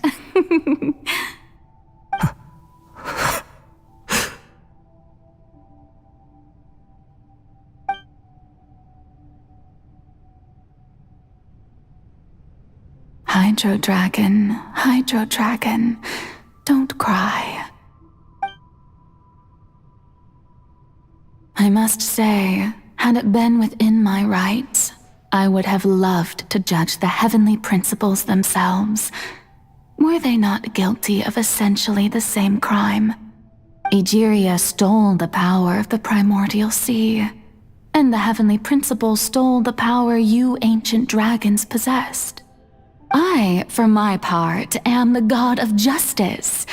And is it not just that your original powers should be returned to you? Speaking of justice, I have always believed that justice lies in the process of pursuing human existence itself. So, if the theft of the primordial sea's might was Fontaine's original sin, then, leaving matters of procedural right and wrong aside, the descent of the Fontainians as humans and their right to exist in this world would be Fontaine's original justice. In other words, existence was Egeria's justice, and to me, justice is the continuation of that existence. Defying the prophecy and ensuring that Fontaine's people shall live on, that should be the justice enthroned over all others. At this point, we, whether it be myself or all other Fontainians, have shouldered the burden of this sin for far too long. Iudex Neuvillette, the highest judge in our land, when you regain your full power as an elemental sovereign, what verdict shall you pass upon us?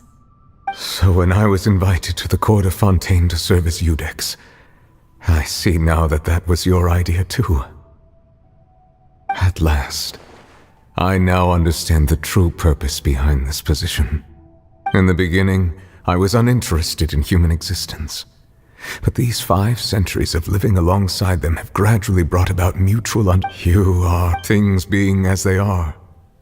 Surely you know that I could never declare them to be guilty.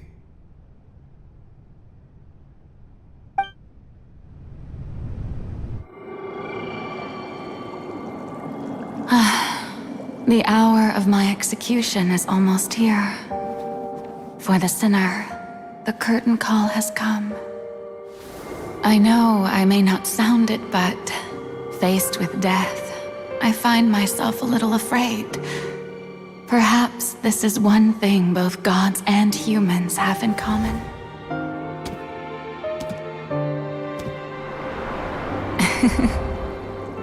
Farewell, Neuvillette. I hope you've enjoyed the part you played these 500 years.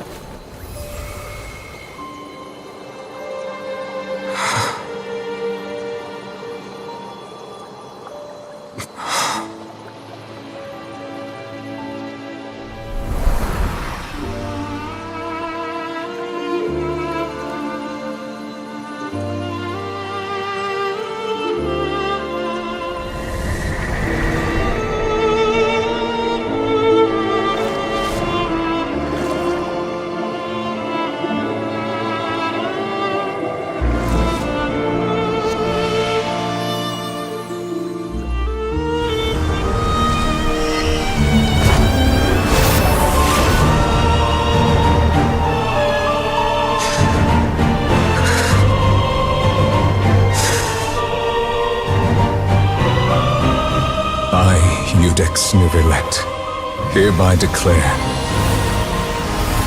people of Fontaine, your sins are forgiven.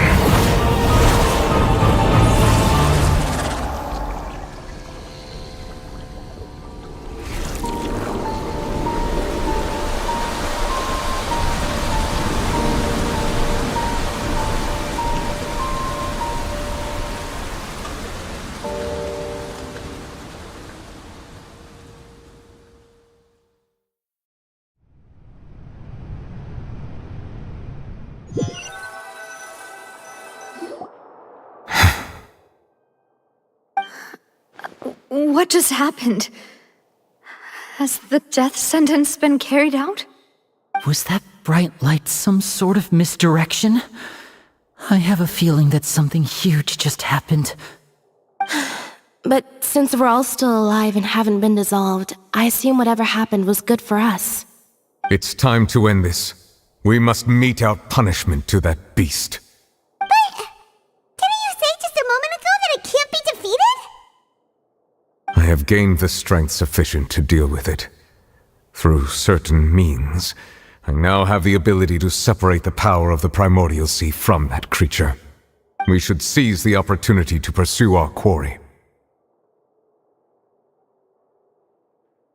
Traveler, now that the oratories can no longer function, I require an executor to help me mete out justice.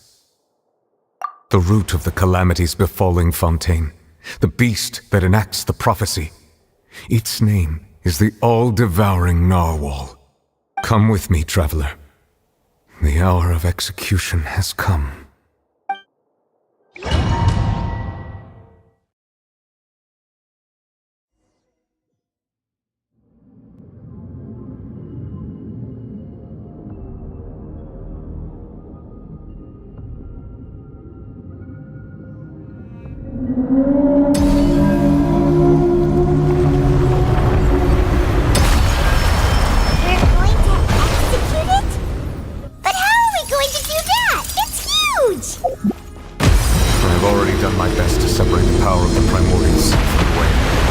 Considering the size of the beast, I cannot reach the power source. Unless we can find a way to attack it from within. I shall share a part of the ancient dragon's power. We shall look for a way together.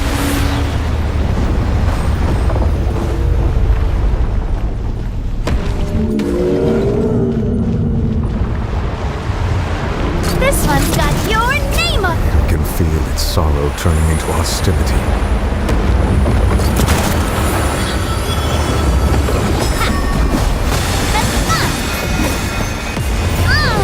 Where'd that come from?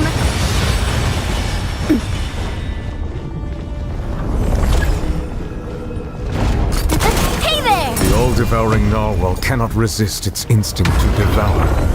Continue to trigger its hostility. Chance will present itself.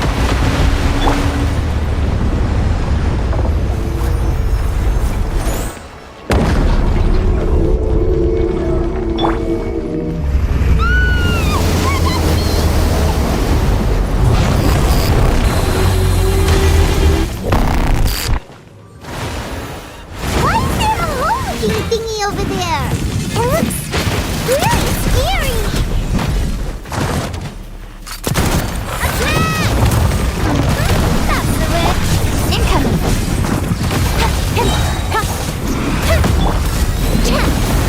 Now watch out! I have granted you my protection. Do not fear. Seize the moment. Use my power to suppress its roots from within. Scatter! Spring forth! Feeling lucky? Hiya! Attack! That's the way. Nah, coming at ya! One Navia, focus! Come on, we can do it! Coming at ya!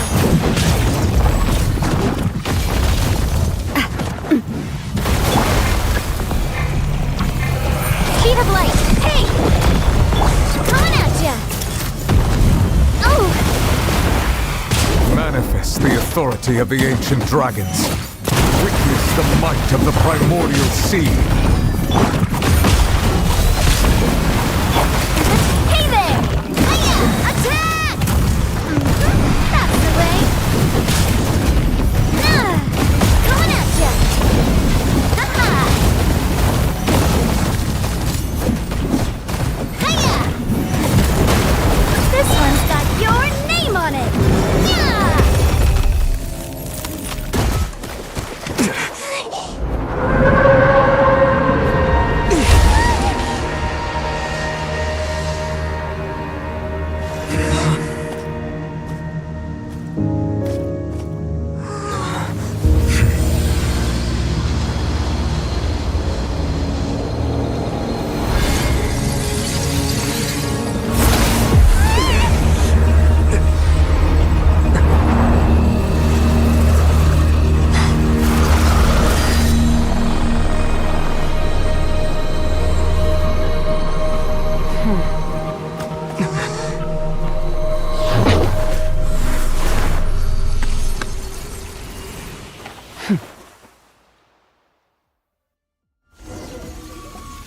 Thanks for helping with the cleanup.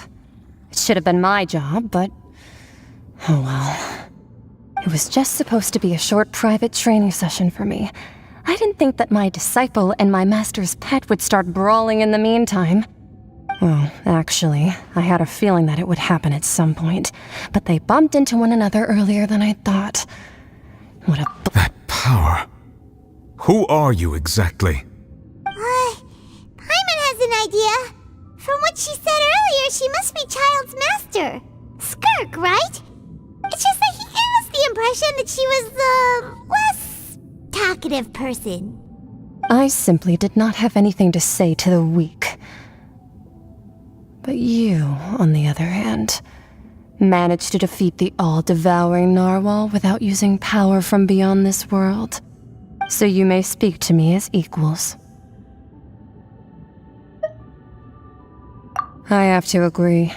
It's a strange use of a planet's primordial waters just to raise an all-devouring narwhal. That kind of power is wasted on it. It's not cooperative. It eats too much. And I have more important things to do with my time than pet sitting.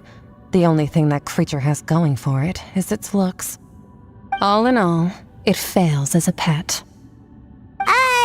Miss Skirk? I think you might have missed the point. The point being?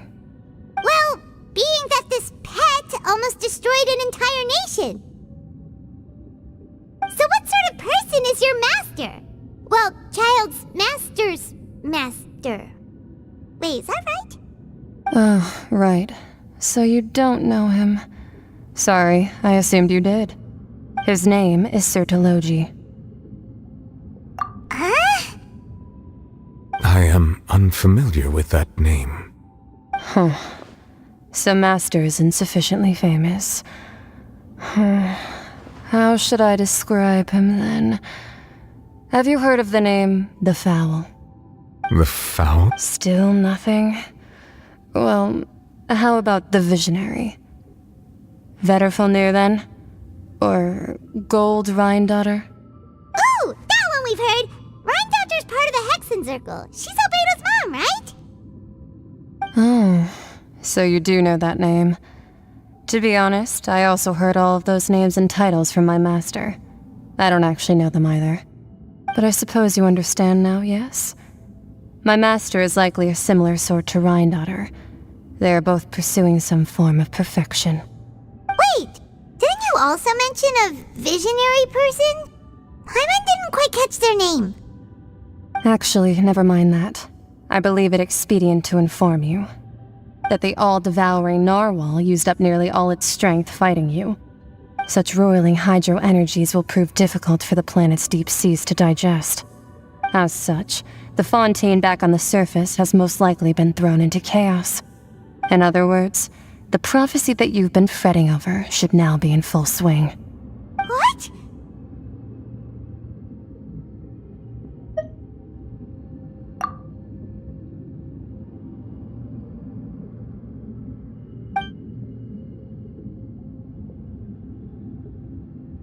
Not to worry. Focalor has already managed to deceive the heavenly principles.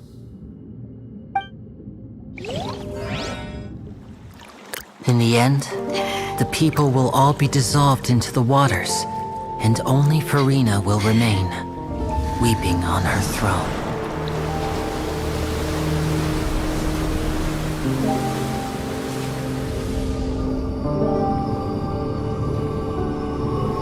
Only then will the sins of the people of Fontaine be washed away.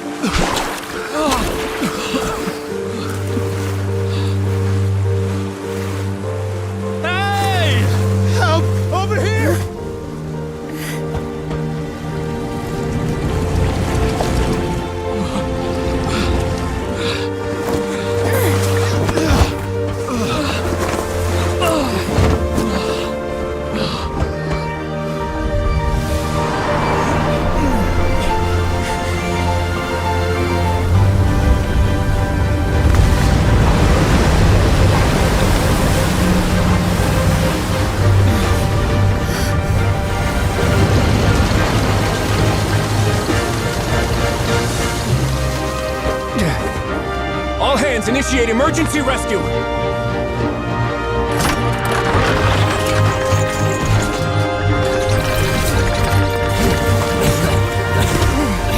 Hurry!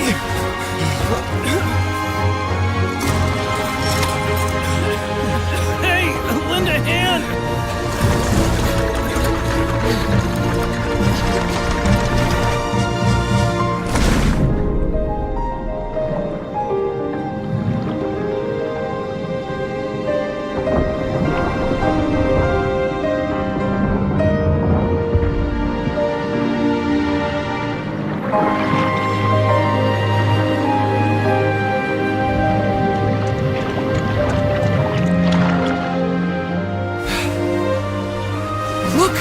water's receding!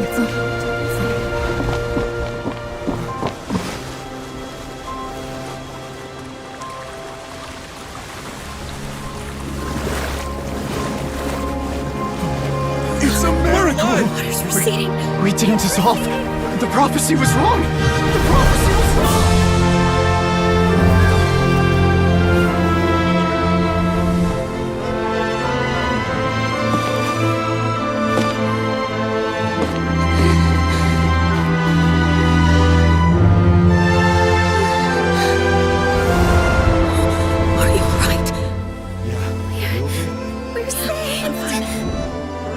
The prophecy was wrong.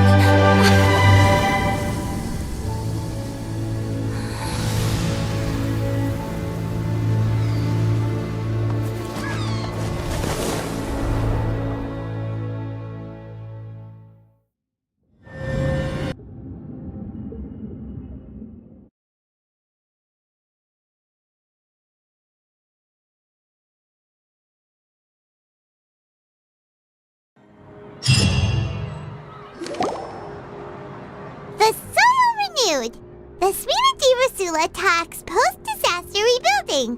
I recently visited Poisson to meet with Miss Navia, spokesperson of the Suite di Rasula, and we spoke about Poisson's present and future. Old soil can still give birth to new bloom, Miss Navia stated. Hope is like seeing a small cookie when you're starving late at night. You just need a little of it. Skyship Winglet, boon or bane of the Fontaine Research Institute. The various disputes that have arisen on account of Mr. Edwin have suddenly become a shield over the Institute, with Jurier turning out to be a once overlooked hidden gem. People always call the first researcher mad, but few know what to call the second. And should that latter person achieve a miracle, they would find it all the harder to find a word with which to classify him and his team. Wow! Paimon barely recognizes the people in the reports. Are those really Jurier and Navia? They sound like real big shots. What do you think? Pretty enthralling, huh? The Steambird's idea was pretty simple. With the value for these big scoops lies in their inevitable. Edwin's assistant, Jurier, created a Hyman's curious too! Wait a minute. Didn't we watch everything happen from start to finish? What's there to be curious about? And that's exactly why I'd like you to come conduct interviews with me. You're the best incubators of news if— are you sure? Oh, this time will be different. Come on! Let's head to Poisson first, and then make a trip to the fortress. There are some things—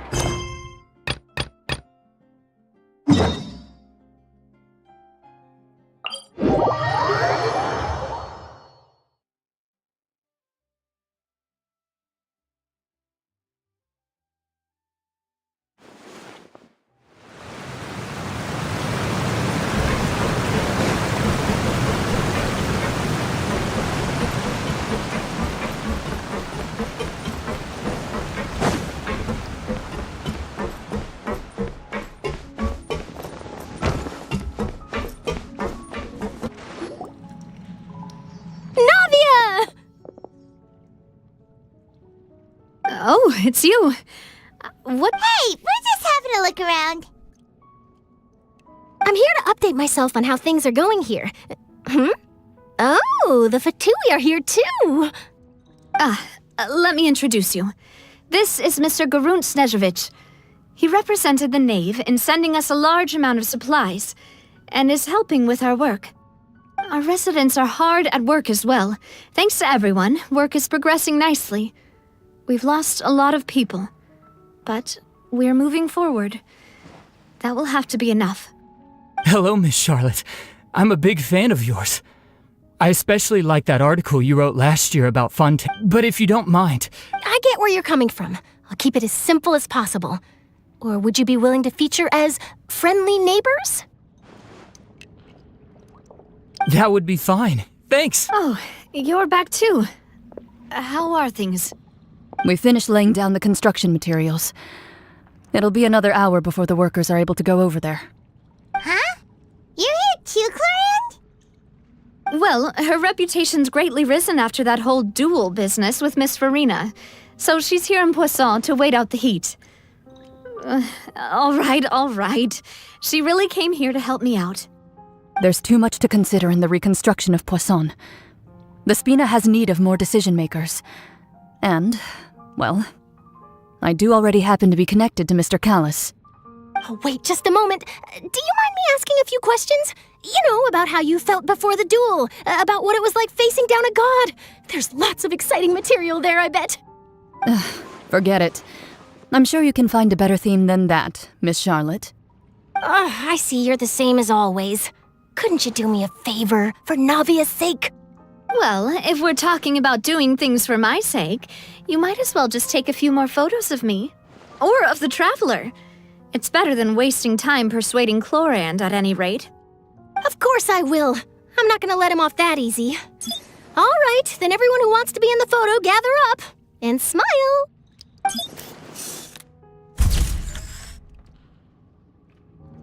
How did it go? Was it a good shot? Did Paimon look cute in it? Not bad. Your addition really helped the composition of the picture. All right, hang on a moment. Let me snap a few more shots.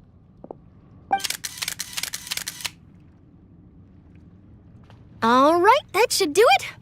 I'll be back here later anyway, so let's call it a day. You're very quick. Speed is of the essence when it comes to the news, and freshness is the key. Also, not to brag, but I'm pretty good at building connections. Who knows? I might eventually get that interview with you after all, Miss Chlorand. Wow, you really do have that never say die spirit. I'm impressed. I'll hazard a guess that this is how you got that interview at the Fortress of Maripede. Whoa, you're well informed. Let me make a guess too. I asked Sijuin who told Monsieur Nervillet, and he told you, right? That's a very complete information chain. In truth, all Monsieur Neuvillette asked me was, when did the fortress become so friendly towards the media? I told him that it was best not to speak too soon. There's no guarantee that Ridsley will make a personal appearance. You're right. I've got to treasure every moment I have with them. In which case, I'll be making a move first. Stay safe now. And tell me if you hear anything interesting. I'll treat you to afternoon tea in exchange.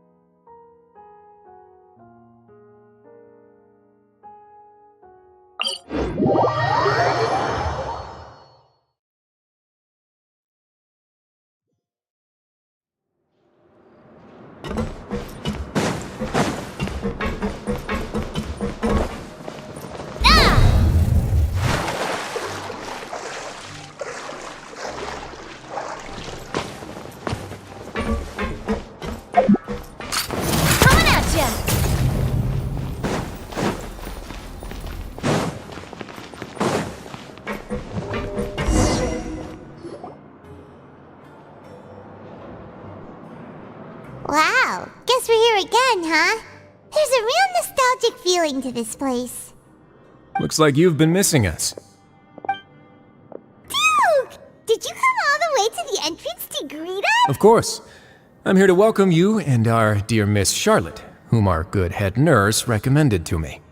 It's an honor to finally meet the much-rumored Duke. Thank you for consenting to my visit to the fortress, sir. No need to thank me. But that said, I shouldn't be the focus of your interview. I trust you recall our agreement? Of course, of course. All right then, this way.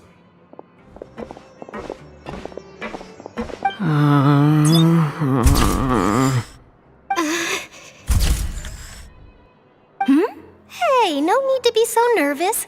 I've already taken all the photos we need. Miss Charlotte, do these pictures really need to be published on the cover of the Steambird? It would seem that Miss Lorvine doesn't want her face to appear beside that of Mr. Jurier, Sir, please don't say things like that. But it looks like dear Mr. Jurier denies it. Might this interview be very important to you then? No, I just... This is my first time being interviewed, and I'm very thankful to the Steambird for... Now, I might not look it, but I actually did meet Mr. Edwin once. And I'll be honest, I enjoyed chatting with you more. You've definitely got more of that genius vibe going on. The boat that brought about a miracle, the ark that saved the people. Why, you recreated a myth back there, like an emissary of legend. Still, if I might ask, where's that flying ship now? Huh! Looks like Charlotte's trying to get herself another exclusive scoop. I have to apologize, but that ship is presently in the bowels of our factory. I'm afraid it won't be easy for you to get a shot of it. Really? Well, then in that case, could I have an interview with you to make up for that loss?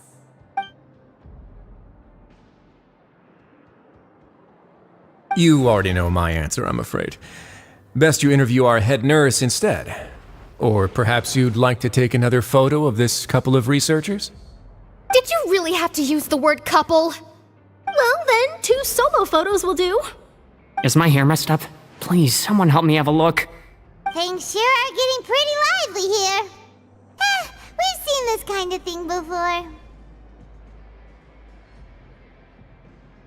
Oh, seems like everyone's here. Would any of you like to try this new drink I came up with? Ah, Siegeween. Hey, Miss Charlotte. Why don't you, take some pretty photos of our head nurse? Sure. Come on, Miss Siegeween. Over this way. Let's find a brighter spot. Huh? Sure. Do I have to smile? So, how have things been at the fortress?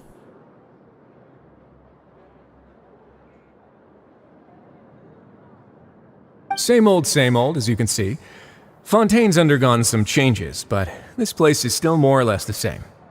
Other than that flying ship, it got a tad too much attention, I think. That's why I decided to let the interview go through. We should direct more public opinions toward the behind-the-scenes heroes. Am I right, Mr. Jurier? Miss Lurvine? You're too kind, sir. I believe that you too should have your day in the sun. Not that you would want that, which is a pity. I'll just leave the spotlight to you two.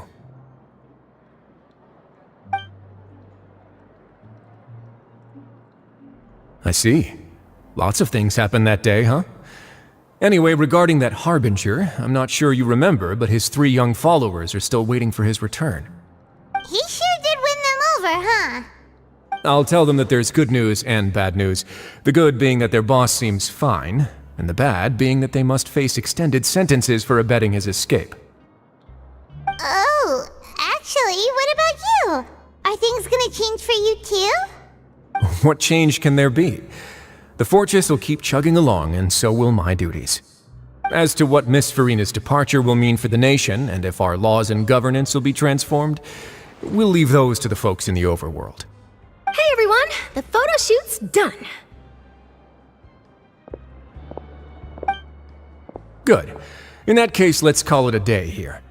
Thanks for your cooperation. Come on, Traveler, let's go. Till next time, everyone. There'll be a next time? Maybe. Who knows? I might write a story about the underwater factory next time. Until then. All right, last stop, the docks.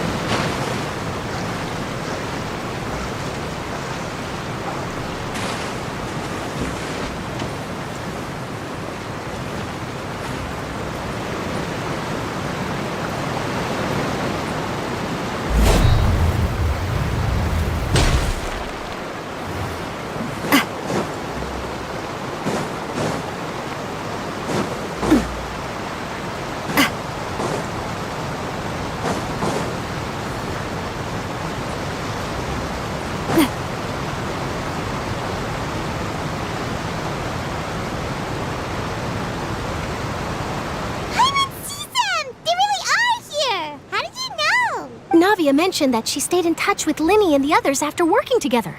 Apparently, they've been at the docks distributing these strange pockets the whole time since.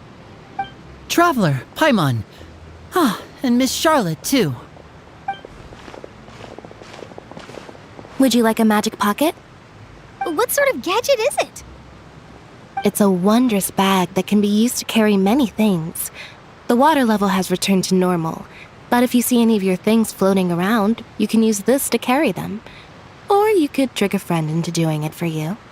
Trick a friend? I wonder which of my friends would fall for that.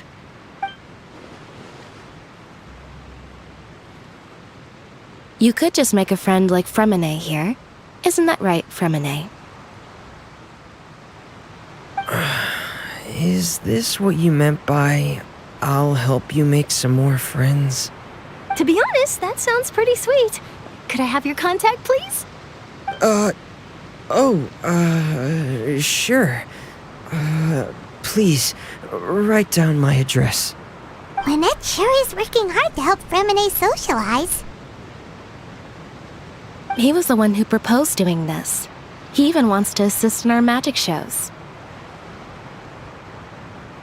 Yes, I was planning to first introduce Pear as an assistant, and later Fremine himself. In the future, I think we can leave underwater escape magic to him too. That said, would anyone want to see a diver escape underwater? Oh, it'll work out. Every journey begins with the first step. He'll become a part of our show eventually. Lynette, could you come over? Miss Charlotte says she wants to take a picture of us. Got it. My, that Charlotte is rather perceptive. She got rid of everyone the moment she realized I had something to say to you. So, how have things been, Traveler?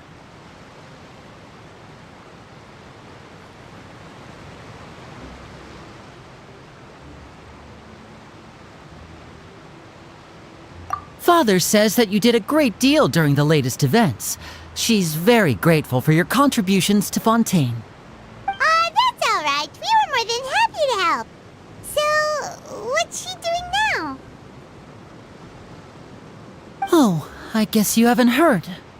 Well, after Lady Farina left, Father and Monsieur Neuvillette opened negotiations, during which he gave Fontaine's gnosis to her as a diplomatic gift. A diplomatic gift? A gnosis? Yes, I was quite surprised at first myself. But when I thought it over, there were actually a number of things going for it. It could have been done as an apology for the incident with Lord Child, or as thanks for his help in tying the all-devouring narwhal down. Furthermore, Father did also lend significant aid to Fontaine and Poisson. Well, that's true, but this is a gnosis we're talking about. Doesn't this seem a bit irresponsible? I would agree, but I've also heard that it seems that Monsieur Neuvillette has had a significant change of heart regarding the matter. So there's some reason for this that only Neuvillette knows about? I suspect you'll have to ask him about that yourself. Isn't he real busy and stuff? Paimon didn't think he'd have the time for that. But back to the topic. The gnosis was given to the knave, right? What about Child? They say that he's returned to Snezhnaya to recover from his wounds. I hear that the recent disaster really did a number on his health.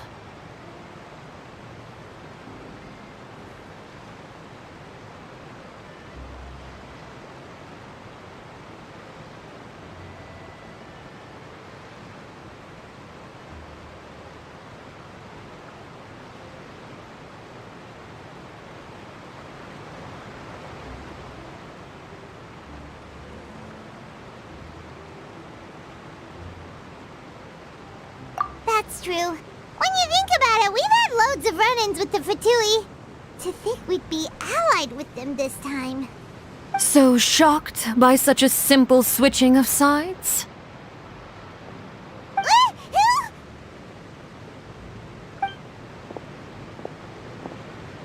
Father!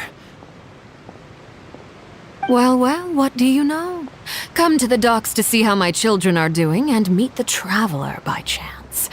Please do not pay my accomplishments in Fontaine too much mind. I would have done them regardless. Are you going to take the Gnosis back to Snezhnaya? That is our duty as harbingers, yes. Don't be too preoccupied with sides.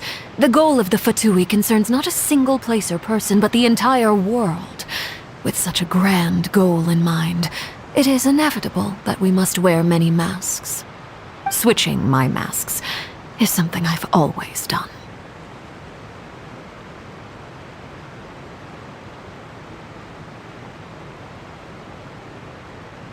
Well, that depends on many things. No one truly knows what the future holds. What good is honesty if you can't rely on it forever? As for you, I very much look forward to our next collaboration.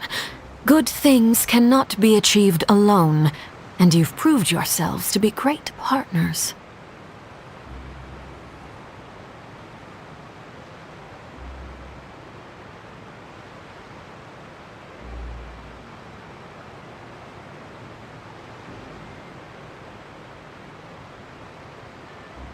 A vision? All right. I'll remember to return it. Thank you for keeping it safe for him this entire time. And that's a wrap for me. Huh? You're... Greetings, Miss Journalist. Hello. If I'm not mistaken, there are diplomatic channels I'll need to report to take a photo of you. That is correct. So forgive me, but I will not be able to serve as a subject in your article. However, feel free to write as much as you'd like about our dear magicians and our upcoming rookie talent. I will. The sea breeze is quite pleasant. I shall continue my walk while the weather remains so agreeable. Farewell. Farewell, Father. Oh, she has such an intimidating presence. I didn't even dare to take a picture. Thankfully, I've already wrapped up all my pre-scheduled interviews. Thank you all. This'll be more than enough for me to write about, I'm sure. Don't be too nervous. Why don't you take a magic pocket before you go? Here, Traveler, Paimon, you take one too. To move things about? That's right. Funny. I was giving out magic pockets when we first met too. And what do you know? I'm doing the exact same thing right now. So many things have happened, but the pockets are still the pockets. I guess this must be life. We will all follow our own paths, and serendipity will lead you to your fated friends. All right then. We'll be handing out pockets in some other districts later, so we'll get going now. Have a good day, you two. Well, guess we sent Charlotte off. Shall we go see how Nivelette's doing? As long as he's not so busy that he doesn't have time to chat anyway.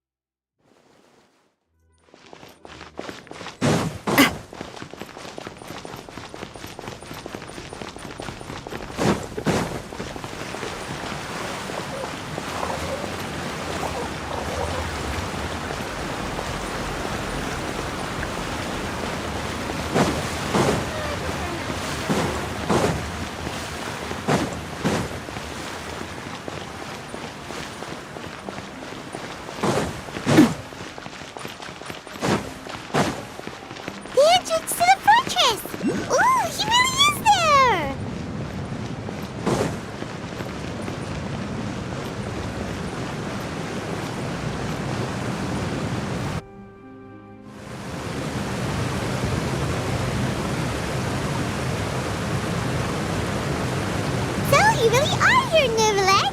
Paimon didn't think you were going to have free time this hour of the day. Really? Oh, I suppose you must have met Mr. Linney. He took the time to greet me earlier when he passed this way. In any case, you came at a good time.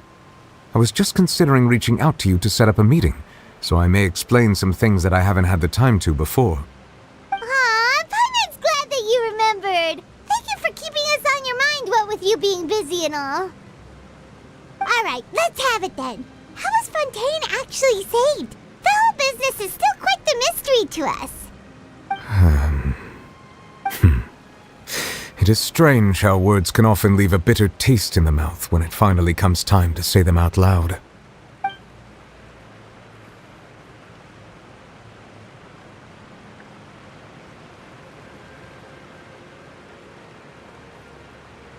Whoa. So that's what happened? Focalor destroyed the divine throne of the Hydro Archon and restored your power to you, transforming you into a fully fledged elemental dragon sovereign. But Paimon still doesn't quite get what you did to save the Fontainians from dissolving. For me, the authority of the ancient dragons refers to absolute control over the hydro element. Fontainians were incomplete humans born of Egeria's use of the power of the primordial sea, with constitutions similar to that of mimics. But so long as those primordial energies remain within them, I could use the ancient dragon's authority to grant them true blood, after the fashion in which life was first brought into being on this planet. In other words, when I gave my verdict, Fontainians became true humans, and thus would naturally no longer be dissolved by water from the primordial sea. Focalor must have counted on you to make that decision as well. Your verdict was the key to making the prophecy appear to have come true while saving everyone. Yeah, and in a manner of speaking, Focalor finally managed to fulfill the original Hydro Archon's wish to turn Oceanids into real people too! It seems from your expressions that you still have more things you wish to ask. Ask away. I will tell you the truth as I know it.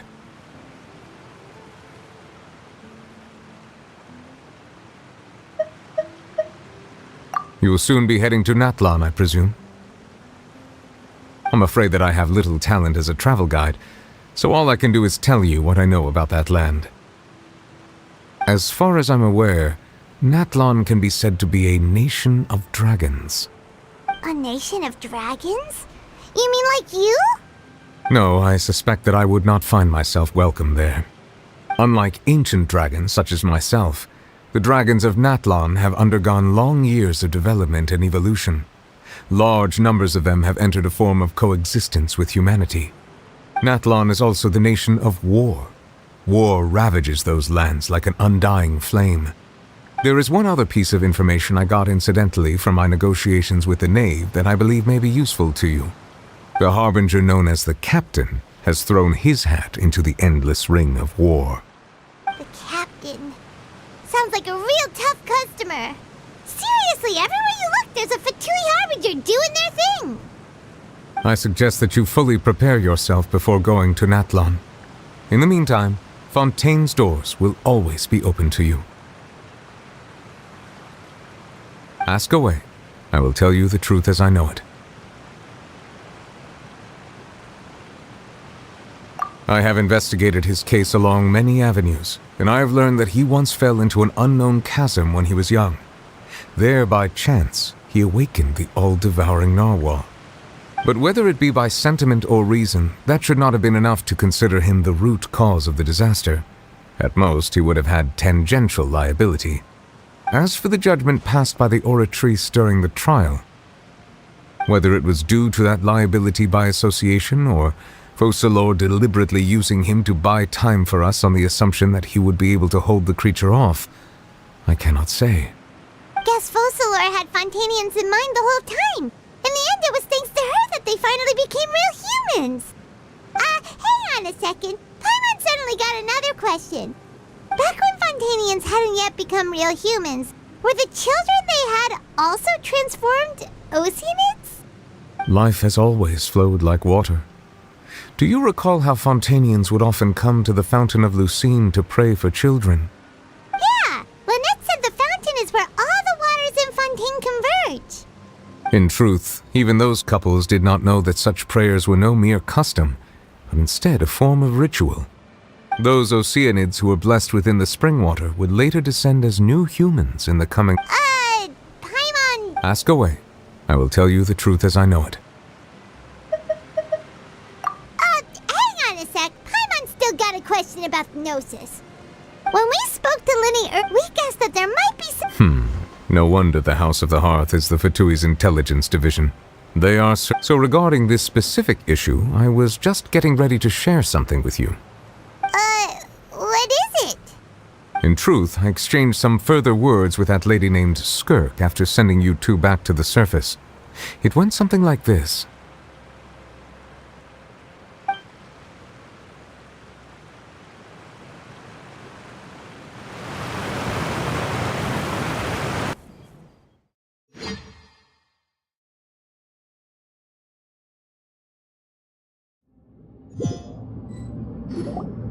Well, we're going to head topside to see what's going on. You hurry over soon as well, all right, Nervalet?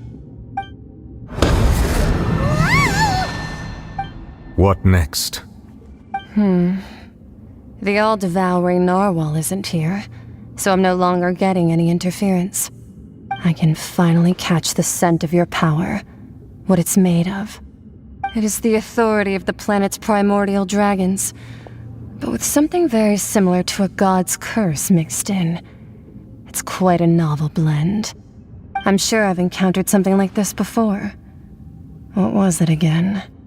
I do not know what you speak of.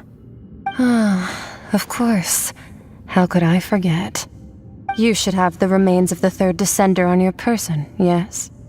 Remains? I've never heard of any such thing. According to your parlance, I believe it may be called a gnosis. Well, that much is true. After Fosilo, but I fear I have never heard of it described. I've been training with my master, the Foul. It is only natural for those who are greater than humanity to possess a different sort of Regardless, you should probably— to live in itself is a blessing. But once a person dies, the bonds he once had with this world shall all turn to curses. What do you mean? No need to fret. These are just my personal thoughts, and my reason for no longer wishing to return to the surface. This third descender you refer to, who are they? And when did they die?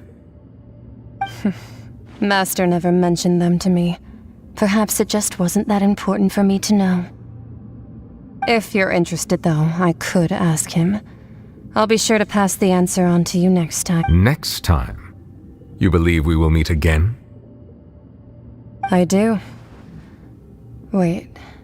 I have a disciple of my own, don't I? He can be the messenger then.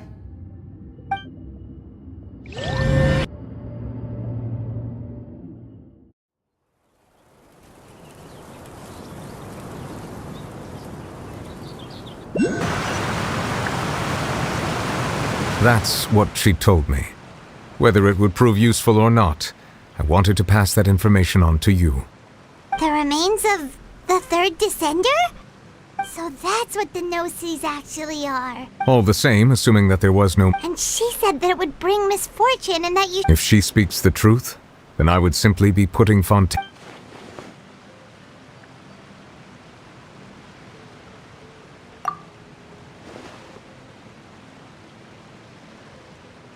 I had guessed that you might already be familiar with this concept, but I did not expect you to be one of them. That means that the Gnosis, which are exceedingly element-compatible and can even enhance elemental abilities, do indeed come from the third descender. I wonder, does your body also possess similar properties?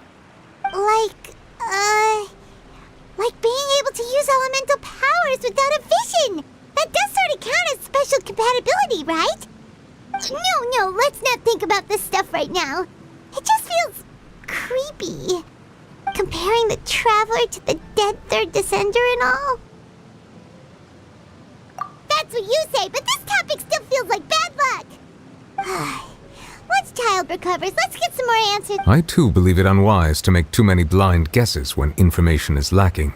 The same is true of... Alright. Whatever the case, it seems like the crisis here in Fontaine's over for now. Yes. All of Focalor's efforts were for this moment as well. But she sacrificed herself in the end as a god, and she suffered through all those years as a human. Was that really what she wanted? I suppose that would be the mystery of a god's will.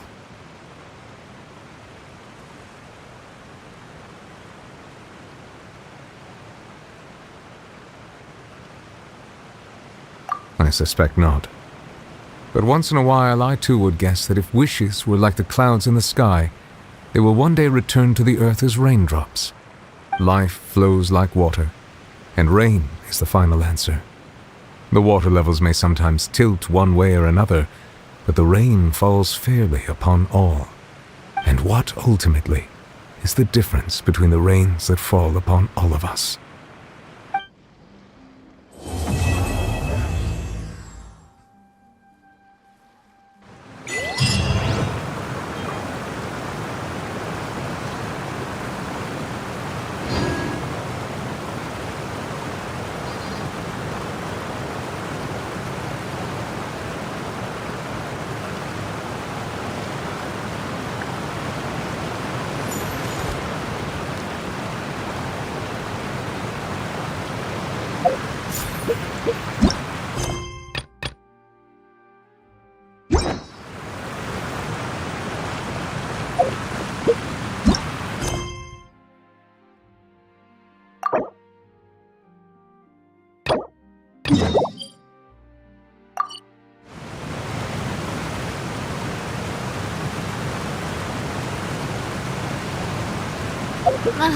I really want to go traveling. I don't mind where we go.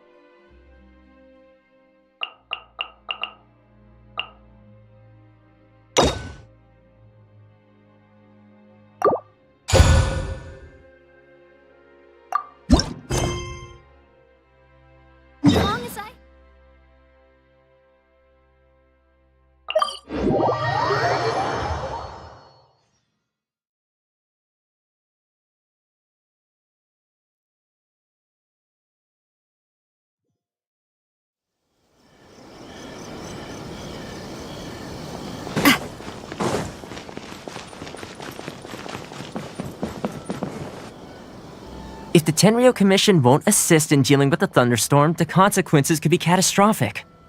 It's not that we're unwilling to do our part. We just don't have any spare hands right now. Exactly. So let's keep the discussion going and see if we can find a solution. Hey, Toma! What's going on? Hello you two. We were just talking about what an impact you've made in Inazuma. Greetings. Thank you both again for delivering Miss Hiragi's letter that time. Ah, so they're friends of yours. I'm Master Kamaji's servant. Call me Ippe. Well, the Tri-Commission's work used to consist of gathering information for the Shogun and carrying out any duties she assigned. But recently, she announced that she wishes to spend some time in solitude and self-reflection. She is refusing to receive any visitors. There is no one to tell us what to do. We all understand if the Shogun needs some quiet time to gather her thoughts. The only problem is, Yep, that's the one. And all the time it's been there, the storm has never changed in shape or size. But now, it seems to be drawing closer to Inazuma. What? So her will's changed and she wants to destroy Inazuma now? Or is this her way of trying to get revenge on us? Oh yeah, you're right! If she really wanted to get revenge on us, she could just strike us with lightning right here! Which would also be pretty scary. I don't think you need to worry about that. The reason we're concerned is that we've never known the Almighty Shogun's will to falter before. Considering Liyue's god left not too long ago, it's hard not to take it as a bad sign. A lot of people now believe that the thunderstorm is getting wilder because the Almighty is having health. Right. So, before rumors... Unfortunately, the Kujo clan is still awaiting the Shogun's trial for colluding with the Fatui and nearly destroying the whole of Inazuma. Everyone knows that a change of commissioner is inevitable. It's just a matter of time before the Almighty Shogun hands down her decree. To put it simply, no one will take orders from the Kujo clan anymore. But there's still work that has to be done. If Mr. Takayuki was in better health... My lack of ability is to blame. I failed to uncover the truth in time, and I failed to stop my father. Don't blame yourself, Master. You have to at least keep your chin up until your older brother returns. The Kujo clan can't cope with any more instability in its current state. Yes, you're right. Okay, Toma, let's revisit this discussion in a few days. Right now I need... I suppose. Well, okay. I'll come with you, Master. No need. I'll handle this by myself. Oh, okay. If you think about it, both the thunderstorm situation, if things carry on like this... Huh? You can actually do that? Don't know for sure, but we may as well try. Whether she takes us up on the offer or not will depend on what mood she's in. Sounds like you guys know what to do. Shall I leave it up to you then? You know, everyone's worrying about the Shogun's condition, but if people got to see her in person, it would put their fears to rest. Thank you very much. I owe you one, again. The way Paimon sees it, there's only one person who might have the chance to see the Shogun while she's isolating, right? Let's take a trip to the Grand Narukami Shrine!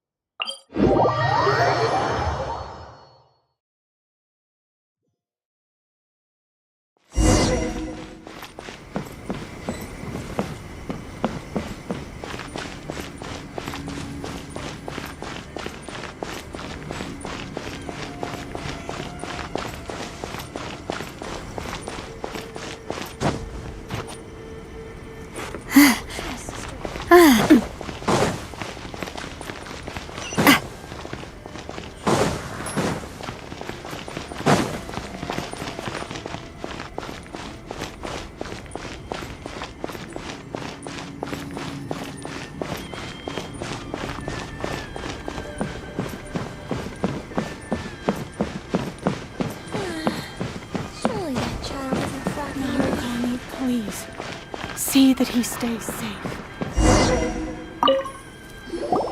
I wasn't expecting to receive VIP shrine visitors during downtime. So I suppose you're here just to visit me? What a smooth talker. Though your eyes do not lie as convincingly as your tongue. You came because you need my help, didn't you? Still, your answer has put me in a good mood. So tell me, what is the matter? We heard the Shogun decided to take a break, and since then the thunderstorm around Inazuma has gotten wilder. Rumor has it that the thunderstorm is affected by the Shogun's will, so people are worrying that something might be wrong with her. All right. There's little purpose in keeping anything hidden from you anyway. Since the battle, the Shogun has been greatly troubled and her temperament has changed drastically. What?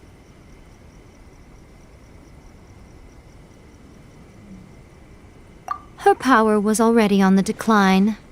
Then you dealt her that fateful strike. The defeat was a heavy blow to her. It also didn't help that I forgot to bring her some tricolor dango and light novels when I went to see her. Oh, the poor thing. Without desserts and books to console herself with, She was so angry she quite simply lost it, crying and ranting. You expect us to believe that a god would throw a temper tantrum over something like that?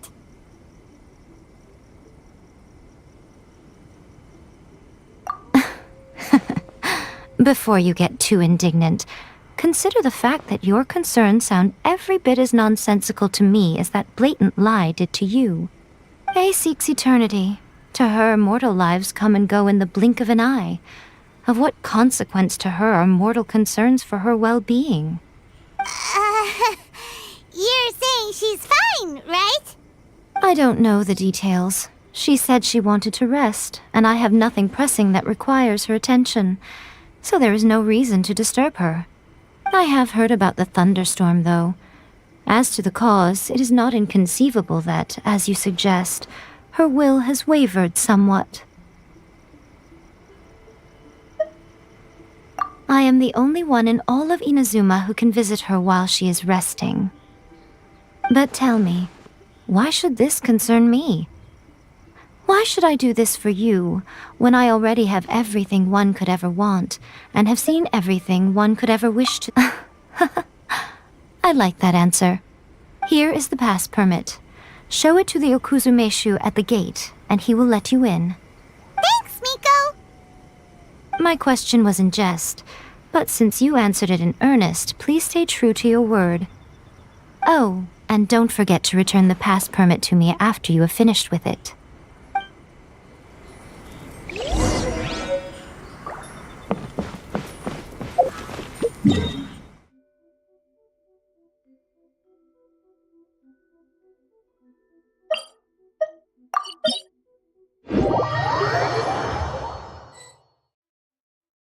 The Almighty Shogun has requested solitude. No visitors allowed.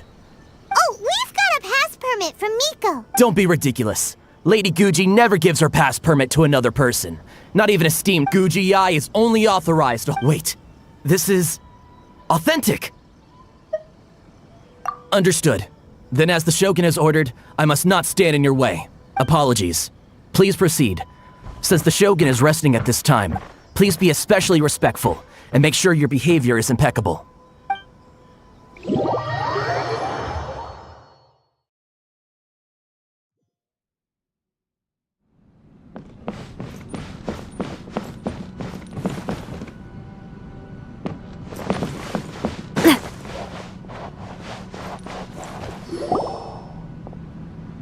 How did you get in? Trespassers are to be eliminated at once. Wait, no, it's us! Why are you treating us like we're your enemies? We made amends, didn't we? Also, we got in by totally legitimate means! Denied. Use of force has been forbidden. Anyway, be gone. Do not disturb my solitude. That is of no concern. What did you make of this? She's acting strange, huh? This body has no need of rest. But I am an assistant to the one within. If she wishes to rest, I must follow her will. Paimon gets it. So this is all A's doing. But why? Surely you going about your she's got plenty of space in there. Seems like it— I do as she wishes. I can say no more than this. I cannot. In my current state, even if I went out, I could do nothing. I am currently unwilling to deal with any business. I am also incapable of it. What do you mean by that? It has been forbidden. Please refrain from making me talk any further.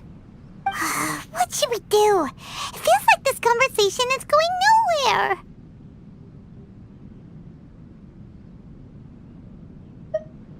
Oh, it's you two. It's been a while. The Shogun can't do much at the moment. Come straight in and see me.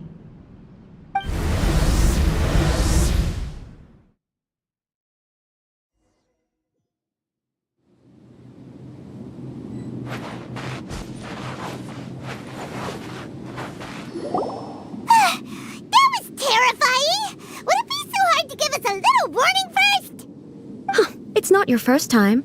I don't see what there is to be so alarmed about. So, is the Shogun broken? Are you gonna get it fixed, or...? Don't worry. The Shogun's not broken. I've just temporarily disabled many of her functions. Currently, the Shogun is unable to handle any business and cannot appear as me.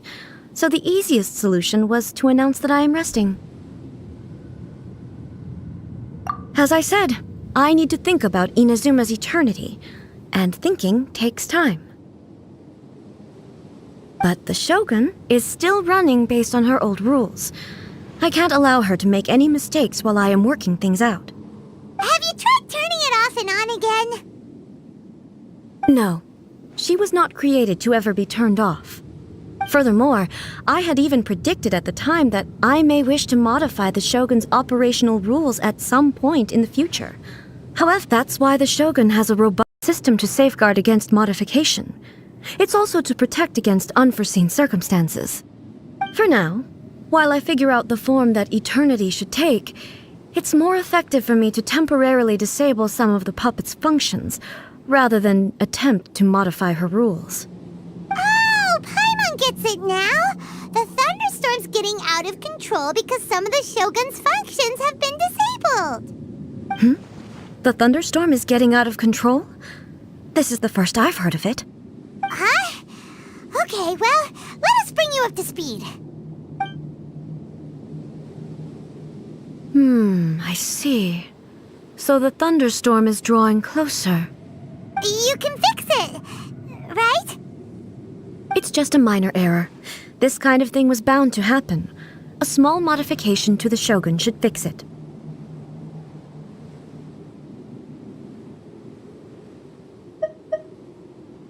Don't look at me like that. I've never had to tinker with the Shogun before, and she's very complicated. It's practically inevitable for something to go wrong when you start tweaking things. Yes, that's it. I'm not making excuses. It's the truth. It's fine, just as long as you can fix it is all.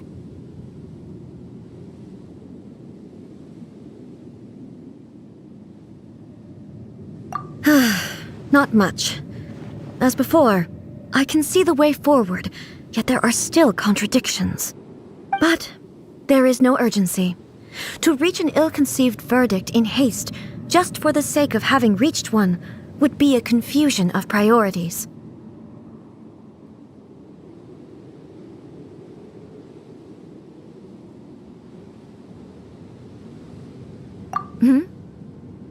If everyone sees that the Shogun is in good health, it'll put all the speculation and rumors out there to rest. And who knows? A change of scenery might put you in a different mood and give you some fresh inspiration. You mean leave the plane of euthymia?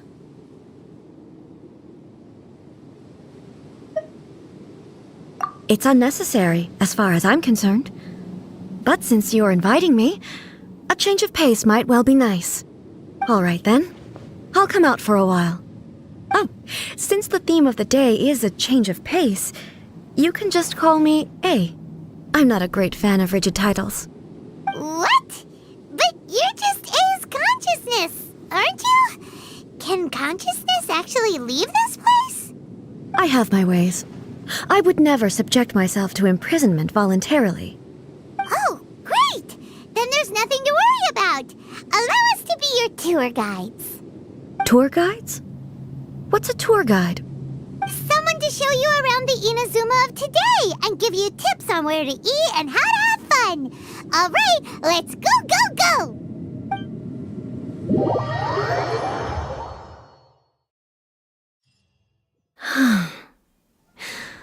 There's a familiarity to the scent in the air and the firmness beneath my feet. Now, time for a change of pace. Where should we go? To the liveliest place in town!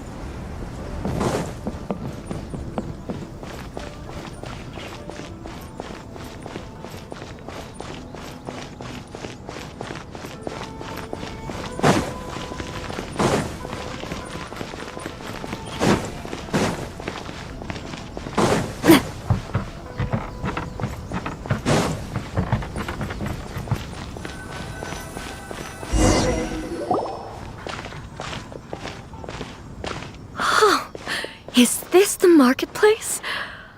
It's a far cry from how I remember it. The stores have changed, and so have the vendors. Well, that's to be expected. What is the almighty Shogun doing here? Isn't the Shogun sick? I appear to have frightened the people. Well, what did you expect? The almighty Shogun makes an impromptu appearance in town? People are gonna freak out a bit. Patrolling the streets is the Tenryou Commission's job. The Shogun has a lot of information to process and orders to give out. She doesn't have time to deal with it herself. Additionally, the Shogun has no need of recreation. There would be no need for her to come here just to pass the time or to relax. So, what do we do now? Should we go away for a while and make a more low-profile return later? Why? It's not like I'm here to cause trouble. Let's just relax. It was more the ordinary people that Paimon was worried about. Never mind. This definitely seems like your style, eh? People still use Mora in commercial transactions, I assume.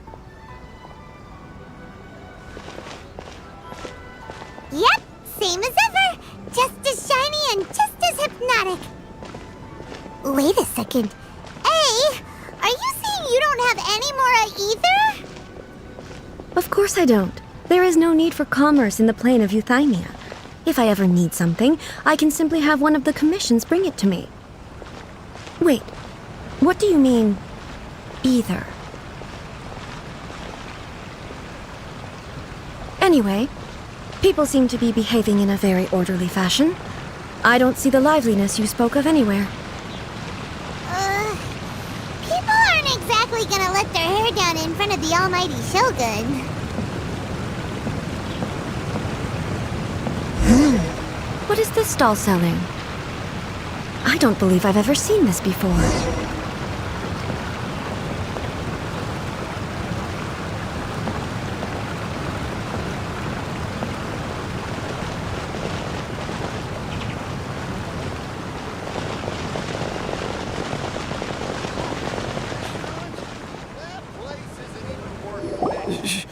Shogun, It's all right. Relax. I'm just here to look around. I'm having a change of pace today. Could you tell me about the items you're selling? Of course. I've got all kinds of snacks here. Takoyaki, dango, and milk, and so on. Huh? Milk? Sounds kind of like the odd one out. It might sound odd, but it is in fact my specialty. You see, many of the stores in town are already very well established. I couldn't compete with them no matter what I sell. So my idea was to create some new combinations to give customers a novel experience. For example, my latest concoction is this dango milk. When the dango are worked into a viscous form, they mix very nicely with the milk. The focus is not just the taste, but also the unique texture. Oh, dango with milk. I've never heard of it. What made you want to do this? I'm sorry, Shogun. I've got no bone to pick with eternity. I said relax. There's no need to go treading on eggshells. Do you really think the eternity I pursue is something that can be shaken by dango and milk? Why do I feel like she's different than I expected? Actually, it came to me by chance. A friend was catering once and made too many dango, so they gave some to me. But there were more than I had use for. My milk wasn't selling well at that time either, and both dango and milk have a short shelf life. So I thought I'd try mixing the two as I had nothing to lose. To my surprise, in the right proportion, it tasted superb. A chance combination. Interesting. May I try this drink? The almighty Shogun wants to try? Well, certainly. And you two should try it too.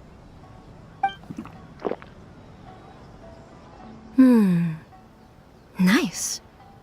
It's sweet. The sensation is not so different from eating a dessert. A unique beverage indeed. Yeah, it's definitely a drink, but it also feels like eating food. It's a little bit like... porridge? But the resemblance is only superficial. Anyway, I like it. I'm very glad you approve. I imagine that an item as delicious as this Dango milk must sell exceptionally well, no? Well, I won't lie to you. Sales are very average. Huh? So it's selling slowly? Why is that? Because most people aren't willing to give it a try. They think it's an unusual combination, even though everyone who's tried it before rates it highly. I'm not saying the Almighty Shogun has unusual tastes. Please, don't take it the wrong way. Ah, I see. Well, that can be fixed. I'll just have the Yashiro Commission order a few hundred cups and go door-to-door delivering them. No, Almighty Shogun, that's too much. Is it? I just want them to try it. It would be a shame for them to miss out on Dango milk.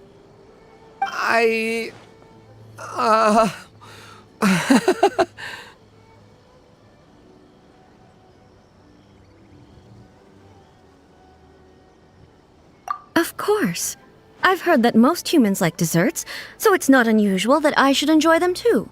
Miko agrees with me on this. There's nothing like dessert for improving one's mood. By the way, she's always bragging to me. Sure! Let's go and have...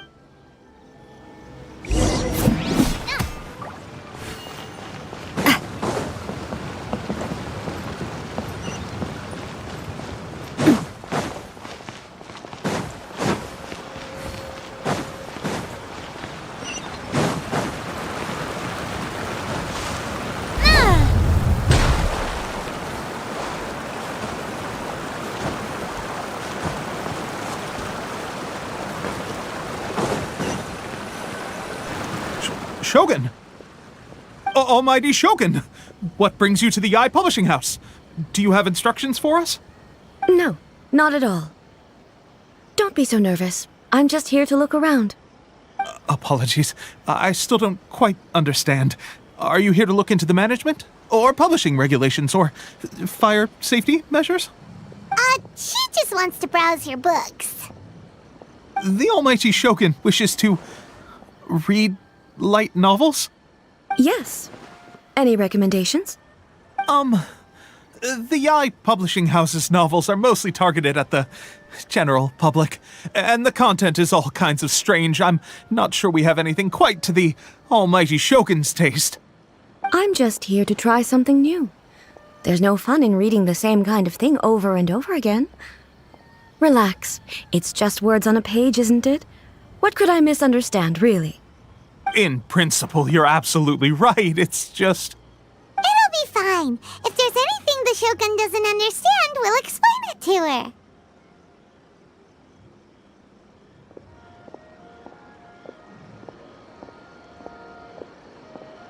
Well... okay then. Please proceed to the bookshelf over there. It has all the latest bestsellers. There are some winning entries from the This Novel is Amazing competition. I have just finished compiling them into a saleable form.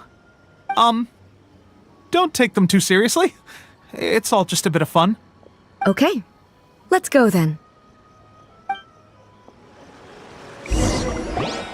Huh. How can this be?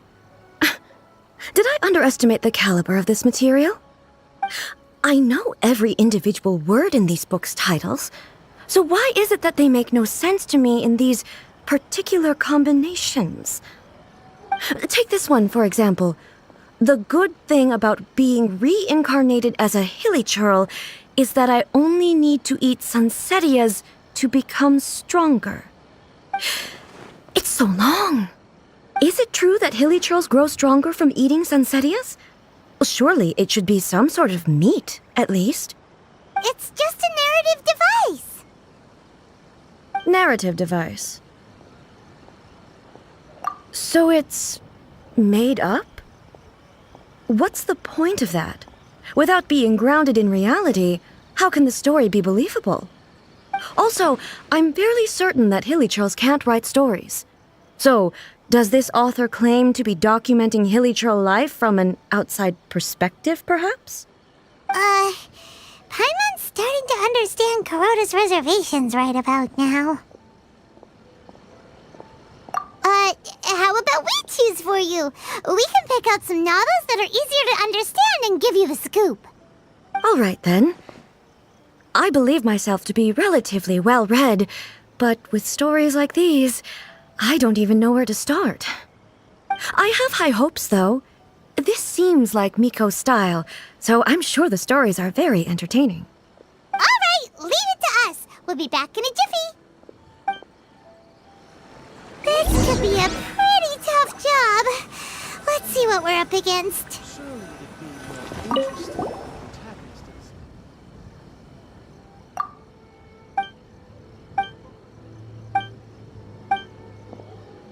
What a strange person. Why would someone want to be a novelist that badly? Someone like that could easily become the top. You do have a point.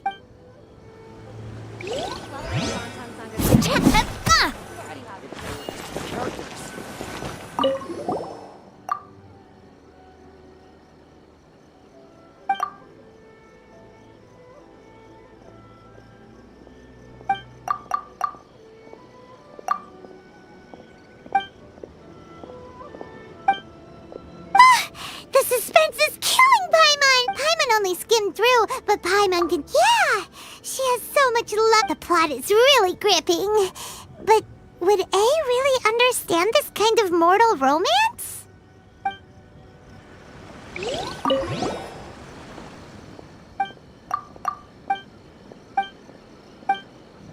With a premise like this, it's no wonder Paimon thinks it might be best not to bring this one up with A. Well, if someone... That's all of them. Let's try to explain them to A. Just as I planned.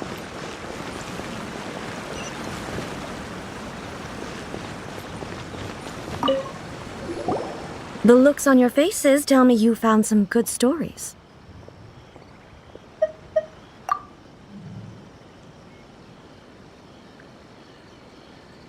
Hey! Paimon thought we agreed not to... It's okay. I find it quite interesting. I didn't realize that this was how ordinary people viewed the Shogun. She would never use the Muso no Hitotachi as frivolously as she does in the pages of this book. Nor would she ever use it as a means of venting emotions. In reality, the reason for drawing her blade determines the martial form to use and the degree of power, since there is such a great deal of That said, which means that the content of this book must have been approved by her. In fact, no. So what do you think of... Do you like the story? What I take from these stories is not so much the content itself. Back when I decided to isolate myself in the plain of Euthymia, there was no Yae. In accordance with my wishes, the Shogun did her best to create an eternal nation. A nation that, in theory, should remain entirely But the fact is that both the food and the stories have changed with time. I disagree with your point of view. That's what I would say if we were still in the plain of Euthymia. But the truth is right here in front of my eyes, and I can't deny it. And that's exactly why we brought you out, to take a look around and get... Sure, it's not the same... Yes, thank you for inviting me out. This may be an everyday occurrence for you, but for me, this trip has been quite an occasion. I've seen a lot, and it's made me think a lot. Ooh, great idea! Take a photo? Once again, I'm faced with a combination of words that makes... It's okay. Come with us. We'll find...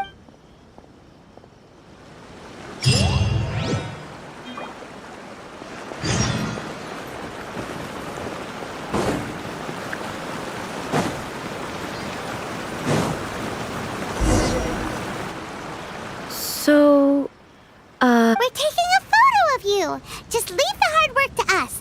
All you need to do is stand over there and strike a pose. Basically, a photo makes a visual record of you at this very moment in time. So it makes a great souvenir. Okay. So what exactly is striking a pose? Ah, I see. So in other words, I need to do some sort of visually agreeable action. The more I think about it, the more embarrassing it seems. How should I pose? Help me out here. It should look good, but not too casual. How about this? This feels quite natural. Okay, let's get started. Let's pick a good angle to record this.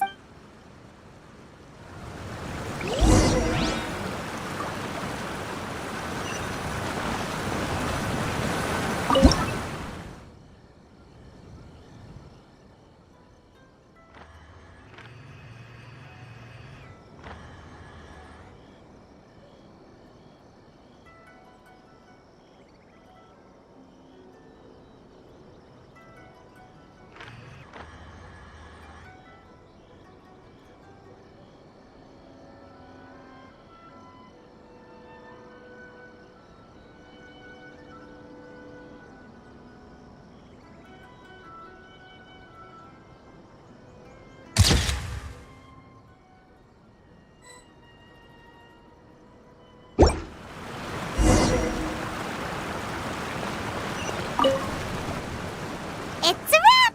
Take a look! Here's the photo! Wow. This is astonishing. But she doesn't seem to be able to move or talk. I thought it would turn out poorly because the pose is exactly the same, and so is the... That's what makes it so special! Hang on. I'm still struggling to understand this. So, the one in this photo, if it's not me, then why does she look exactly like me? And if she is me, then who am I? Okay, that's way above Paimon's head. Over to you, Traveler.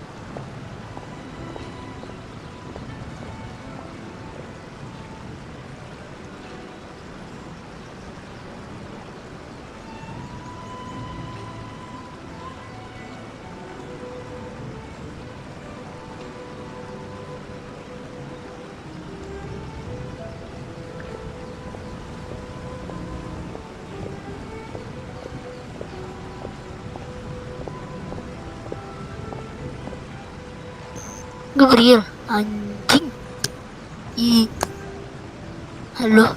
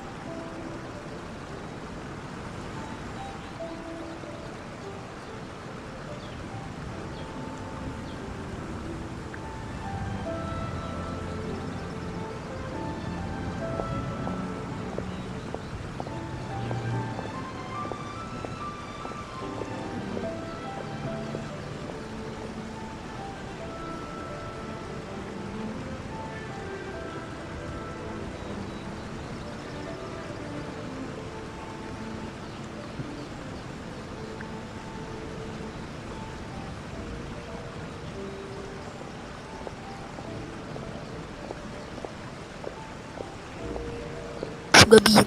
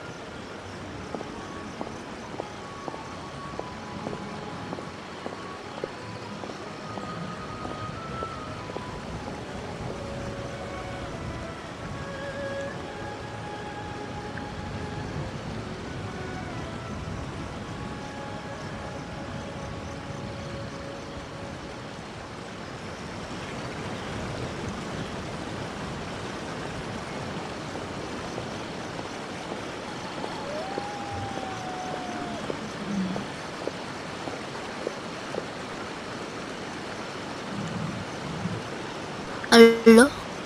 Gabil?